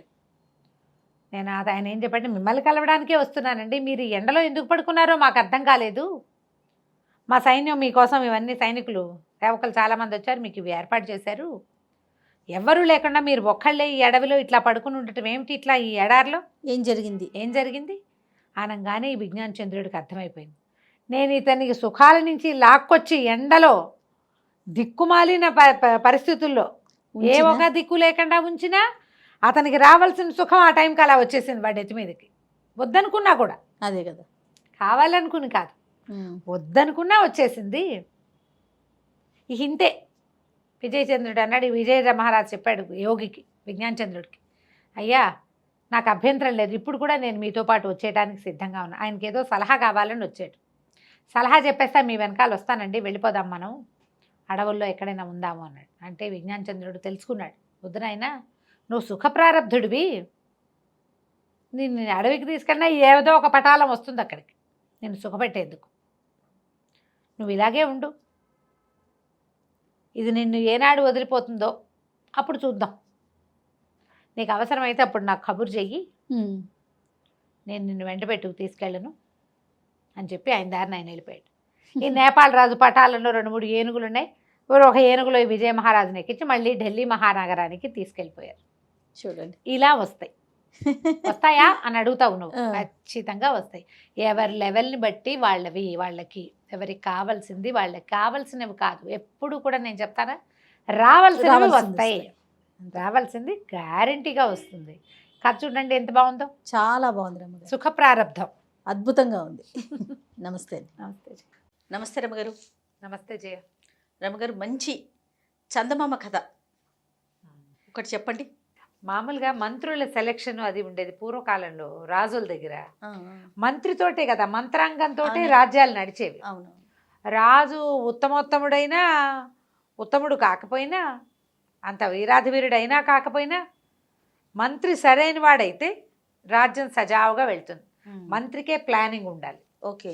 మంత్రి అటు రాజ్యాన్ని ఇటు రాజుని హ్యాండిల్ చేయగలగాలి. మంత్రులు తెలివైన వాడైతేనే మంత్రాంగం కుదిరి పక్క రాజ్యాల నుంచి కొంత భాగం మనం లాక్కుంటామా, మన రాజ్యంలోనే సుభిక్షంగా ఉంటుందా, ప్రజలు సుపరిపాలన అందుకోగలుగుతారా, అవన్నీ కూడా డిపెండ్స్ ఆన్ మంత్రి. అంతే. ఈ మంత్రుల్ని వెతికే ప్రోగ్రాముల మీద మనం కొన్ని కథలు చెప్పుకున్నాం. అవునవును. కోవిడ్ రోజుల్లో చెప్పాం, అంటే అదేమంటారు లాక్డౌన్ రోజుల్లో చెప్పాము. ఈ కథ కూడా చాలా ఇంట్రెస్టింగ్గా ఉంటుంది. ఓ రాజుగారు ఒక మంచి మంత్రి కావాలి ఆయనకి. దానికోసం సెలక్షన్కి ఊళ్ళో అందరినీ పిలిచారు. పెద్ద మంత్రి గారు పెద్దవారు అయిపోయారు, అంచేత కుర్రాళ్ళని కొత్త వాళ్ళని సెలక్షన్ చేద్దాం అనుకున్నారు. మరి 24-25 వాళ్ళని కాకుండా 30కి 40కి మధ్యలో వాళ్ళని కొంతమందిని పిలిచారు. మంత్రి పదవికి అందరూ అప్లై చేసుకుంటారు. నేను వీరాధి వీరుండని భావిస్తారు కదా ప్రతి వాళ్ళు, ఎవడికి వాడికి ఉంటుంది. మామూలుగా మంత్రికి ఇంత చదువు ఉండాలి, లెక్కలు వచ్చి ఉండాలి, సైన్స్ తెలిసి ఉండాలి, గణితంతో పాటు చరిత్ర తెలియాలి, మీది మిక్కిలి వాళ్ళు ఈ రాజ్యపు పౌరులే అవ్వాలి, ఇట్లాంటి క్వాలిఫికేషన్స్ ఏవో 25 రాశారు. ఈ 25 మీట్ అయ్యి నాకు ఇంకా వీరాధి వీరుణ్ణి నేనని భావించేవాళ్ళు 50 మంది వచ్చారు. బోల్డ్ అని ఫిల్టర్లు అయినాయి, రకరకాల పరీక్షలు చేశాక 2 మిగిలారు. ఓకే. ఈ 2ని ఫైనల్ చెకప్ చేయాలి. సరే, రాజుగారు చాలా తెలివైనవాడు. ఇవన్నీ మంత్రులు, సైన్యాధిపతి, పాత మంత్రి గారి తమ్ముడు అంతా కలిసి చేశారు. వీళ్ళిద్దరిని నేనే టెస్ట్ చేస్తానని చెప్పాడు. అక్కడి నుంచి 2కి చెరుకో బుట్టెడు చెక్కిలాలు ఇచ్చారు. 50 చెక్కిలాలు ఉన్నాయి. అదే చెక్కిలం అంటే అదే మన ఇవి ఉంటాయి కదా, చక్రాలు, మురుకులు. అవి ఎట్లా ఉంటుంది, ఇట్లా మొదలుపెట్టి ఇలా చుట్ట ఉంటుంది, అంతంత చుట్టలు. సకినాలు అవి మన ఊళ్ళలో చేసుకుంటాం, ఒక 6 చుట్లు 5 చుట్లు అలా ఉంటాయి. ఇవి 50 చెక్కిలాలు చెరుకో బుట్టలోని పోసారు. వీటిని బైవాకి తీసుకెళ్ళి రాజుగారి అమ్మాయికి ఇచ్చిరమ్మన్నారు. రాజుగారు అంటే ఇది పెద్ద రాజ్యం ఏం కాదు, సుమారుగా ఒక మన మీరుపేట అంత ఉంటుంది అనుకో. ఓ, చిన్న రాజ్యం. చిన్న రాజ్యం. చిన్న చిన్న పరగణాలుగా ఉండేవి కదా. ఈ పరగణాకి అవతల వైపు ఉన్న పరగణాల్లో రాజుగారు అమ్మాయిని ఇచ్చారు. ఇవంతా నడవాలి. అమీర్పేట నడవడం అంటే ఏం సింపుల్ ఏం కాదు, బాగానే నడవాలి. ఒక మాదిరి సైజు. ఈ రాజ్యం నుంచి కాలినడకని వెళ్ళాలి. అప్పట్లో కాలినడక కాకపోతే ఏమిటది, ఎడ్ల బళ్ళు, గుర్రబళ్ళు, గుర్రాలు. మామూలు వాళ్ళంతా నడిచేపోయేవాళ్ళు.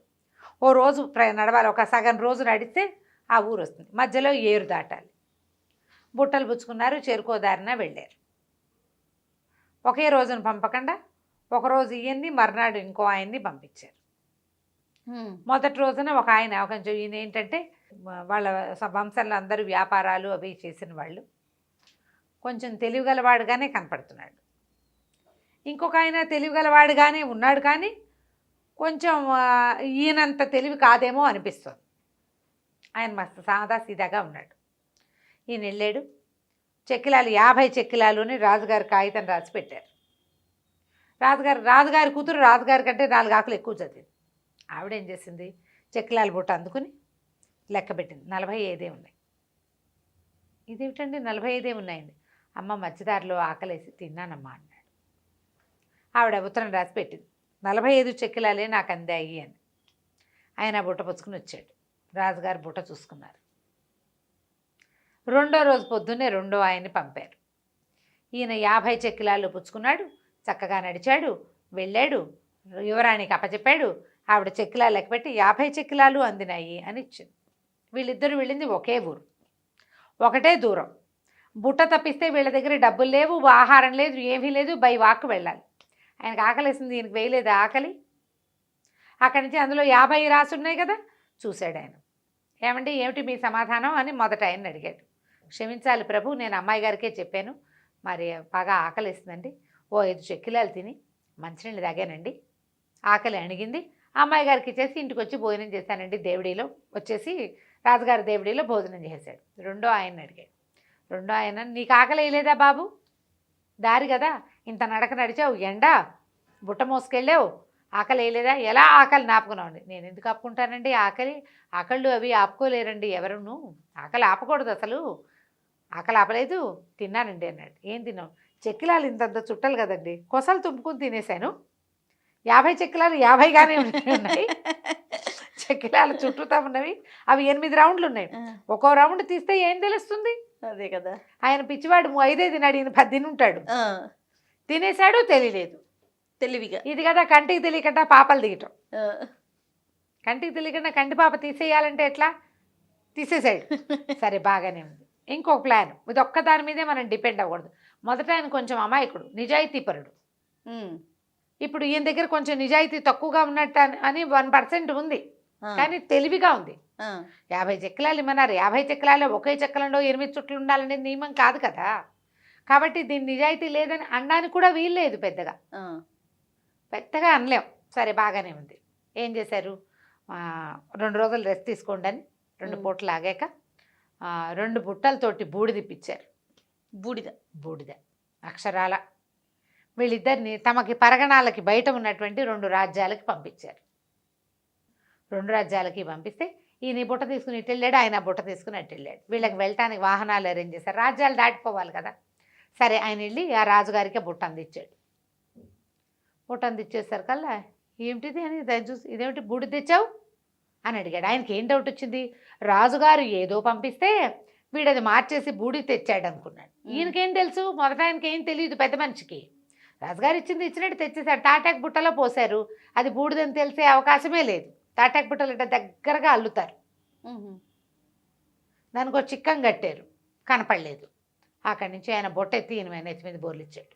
రాజుగారు బుద్ధి లేదా? ఆయన ఏదో పంపిస్తే నువ్వు ఇద్దేస్తావా? లేదా? కాదండి ఆయన అదే పంపించాడు అంటాని భయం వేసింది. బూడిద పంపించడం ఏంటి పక్క రాజుకి? హార్తేరి అని నానా కేకలేశాడు.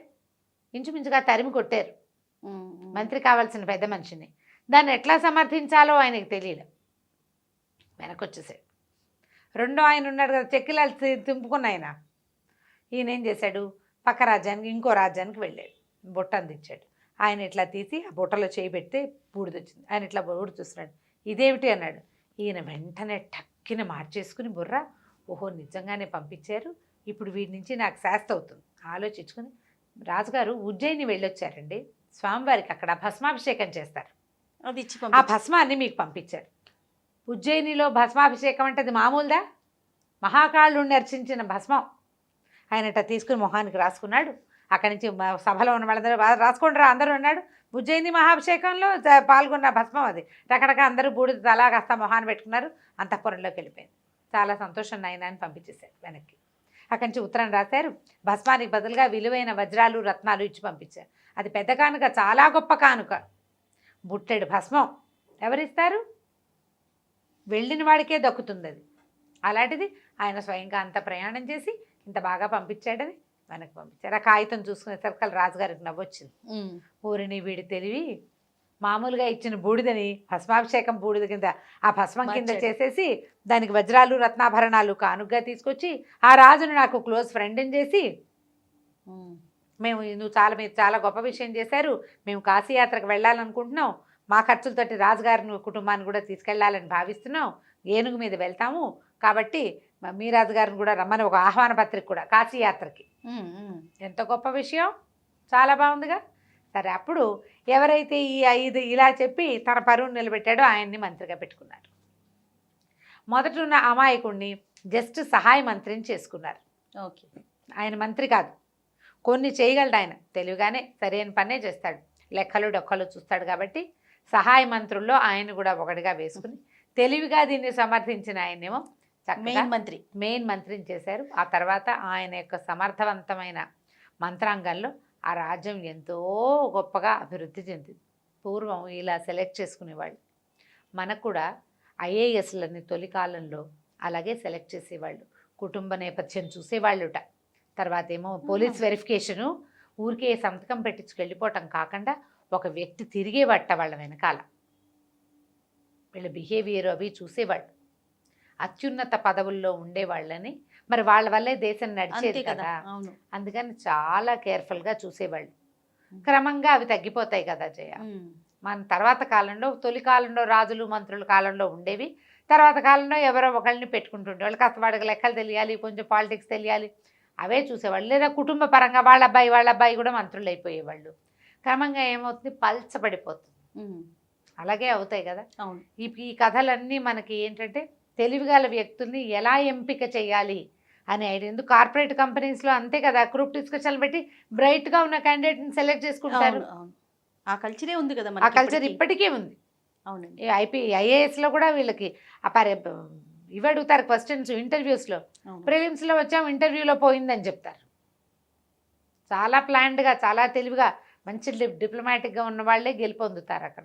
వాళ్ళు మనకి బ్యూరోక్రాట్స్ ఉండి మనకి దేశాన్ని ఒక దిశ నిర్దేశనం చేస్తారు. ఇట్లా మంత్రులు సెలెక్షన్ చేసుకునేవాళ్ళు. బాగుంది కదా కదా, చాలా బాగుంది రమ్మగారు. ఇంట్రెస్టింగ్గా ఉంది. అవునవును. థ్యాంక్ యూ అండి. నమస్తే. నమస్తే జీ. నమస్తే రమ్మగారు. నమస్తే జీ. మంచి చందమామ కథ ఒకటి చెప్పుకుందామండి. చెప్తాం. గుణపాఠం కథ చెప్తాం. గుణపాఠం చెప్పటమా? పూర్వం కోసల దేశానికి మాధవర్మ గారని ఒక రాజుగారు ఉండేవాడు. ఈ రాజుగారు మహామూర్ఖుడు. ఆయన కొన్ని అర్థమయ్యేవి, కొన్ని అర్థం అయ్యేవి కాదు. ఏది అర్థమైంది ఇక దాని మీదే ఉండేవాడు. ఈయన మంత్రి మహాదురాశాపరుడు, అసూయాపరుడు కూడా. ఒక్కోళ్ళు అట్లా ఉంటారు కదా.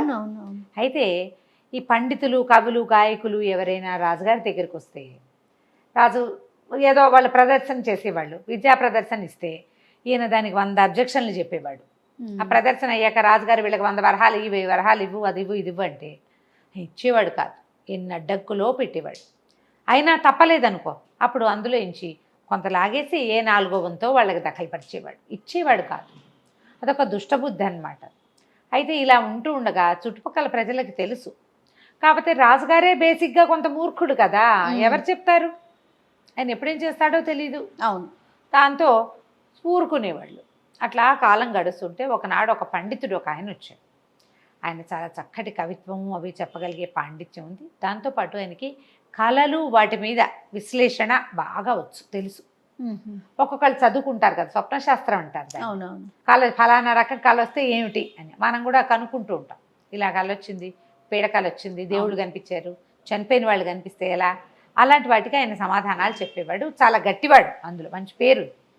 సరే, ఆయన వచ్చి రాజుగారి దగ్గర బ్రహ్మాండంగా పద్యాలు చదివారు.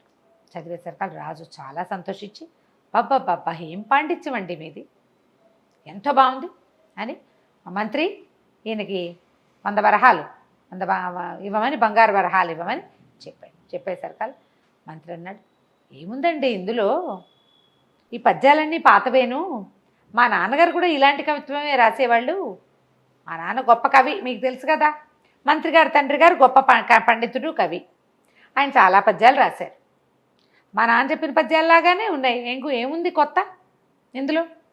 ఈ పండితుడు రాజుగారి దగ్గర బహుమానం పుచ్చుకొని, నాకు కళల శాస్త్రం కూడా తెలుసు, అది మీకు ఏదైనా సమాధానం కావాలంటే నేను చెప్పగలనని అడిగి ఆ స్థానంలో కుదురుకోవాలని అనుకున్నాడు. ఆ కథ ఎట్టాగో పోయింది, ఈ కథ కూడా ఆగిపోయింది.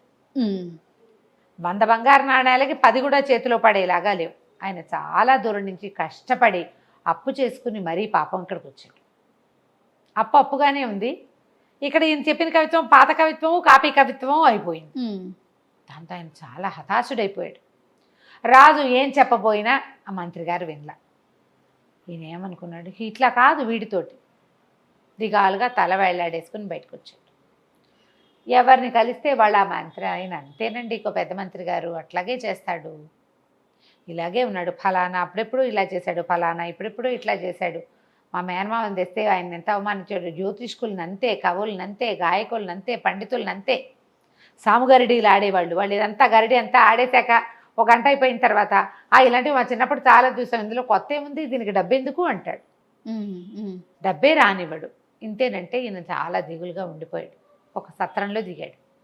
ఆలోచించుకుని 3వ రోజున 4వ రోజున మహారాజు గారి దర్శనం వాంఛించి వెళ్ళాడు. సభలోకి వెళ్ళి, ప్రభు, నేను మీకు చెప్పాలనుకున్నాను, మొన్ననే వాళ్ళ సందర్భం రాలేదు, నాకు కళలు అవి ఫలితాలు, స్వప్న ఫలితాలు అవి చెప్పడం వచ్చు. నిన్న చాలా పెద్ద కళ వచ్చింది నాకు, అందులో సాక్షాత్తు మన పెద్ద మంత్రి గారి నాన్నగారు వచ్చారు. ఏమిరా, నా కవిత్వం కాపీ కొట్టి పాండిత్యం చూపించి నా పాండిత్యాన్ని కాపీ కొట్టుకుని, దాన్ని ఏమంటారు కాపీ కొట్టడానికి తెలుగులో, నన్ను అనుసరించి అనుకరించి అనుకరించి నా కవిత్వాన్ని దొంగిలించి డబ్బు చేసుకుందాం అనుకుంటున్నావా దుర్మార్గుడా అని కేకలేశారండి. మరి దానికి అపరాధానికి రుసుము చెల్లించవలసిందే నువ్వు అని చెప్పారు. ఆ రుసుము చెల్లించడానికి నేను సిద్ధంగా ఉన్నానంటే 100 వెండి నాణేలు మంత్రి గారికి ఇవ్వమన్నారు. మంత్రి గారే తనకు చేరుస్తారన్నారు. ఇలా కాలొచ్చిందండి. నేను 100 వెండి నాణేలు తీసుకొచ్చా మంత్రి గారికి ఇవ్వడానికి అన్నాడు. మంత్రి గారు సరే బాగానే ఉంది, చనిపోయిన నాన్నగారికి మంత్రి గారు వరహాలు ఎట్లా ఇస్తాడండి అని అడిగాడు రాజుగారు. అయ్యో ఆ సమాధానం పెద్ద కవి గారే చెప్పారండి. ఆయన మళ్ళీ గారు రాత్రి కల ఇది, తెల్లవారుజామున ఇంకో కల వచ్చింది. ఈ తేప మంత్రి గారు తర్పణం విడిచేటప్పుడు ఆ 100 నాణేలను కూడా తర్పణంతో పాటు విడిచేస్తే అవి తనకి చేరతాయని, అక్షరాల తన దగ్గరికే వస్తాయని కవిగారు చెప్పారు. రాజు ఆశ్చర్యపోయాడు. అలాగా? వారి నాన్నగారు చాలా గొప్ప కవి, మన ఆస్థానంలోనే చాలా గొప్ప సేవలు అందించారు, తప్పకుండా పెద్ద అయిన ఆజ్ఞ ఎందుకు మీరుతాం మనం? పైగా మంత్రి గారు తండ్రి చేస్తామన్నాడు. 100 బంగారు నాణేలు మంత్రి గారికి ముట్టినాయి. మంత్రి మొదట సంతోషించాడు. రెండో సమాధానం వినేసరికి భయం వేసింది. తర్పణం విడిచేటప్పుడు 100 నాణేలు విడిస్తే గంగలో విడుస్తావు, నాన్నకి ఎట్లా చేరుతాయి? గంగలో పడిపోతాయి. అదే గంగ అంటే గంగే కాదు, నీళ్ళలో అనుకుని సర్దు కూరుకున్నాడు. ఈ లోపల మంత్రి గారి తండ్రిది ఆర్థికం వచ్చింది, వెళ్ళింది. మన సదరు పండితుడు గారు మళ్ళా రాజుగారి దర్శనంకు వాంఛించాడు. దర్శనానికి ప్రవేశపెట్టారు. మళ్ళీ పెద్ద కవి గారు కల్లోకి వచ్చారండి మంత్రి గారి తండ్రి గారు. దుర్మార్గుడా, నా డబ్బులు ఇవ్వలేదా నా కుమారుడికి అని కేకలేస్తున్నారండి అన్నాడు.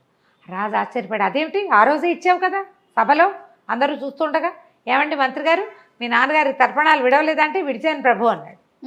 మరైతే వారికి చేరలేదుటండి. చేరలేదు అంటున్నారు, ఇప్పుడు ఎట్లా నేను విడిచానంటే అడిగిన, ఇప్పుడు ఎట్లా అన్నాడు రాజుగారు. దాందేముందండి, మళ్ళీ కాలొచ్చింది నాకు, ఆయనే చెప్పారు ఆ డబ్బు తనకి చేరాలంటే మిమ్మల్ని ఒక యజ్ఞం చేయమని, ఆ యజ్ఞంలో యజ్ఞ పశువుగా మంత్రి గారినే స్వయంగా పెట్టమని, ఈయన వెళ్ళిచ్చి రావాలి. ఈయన ఎట్లా వెళ్తాడు?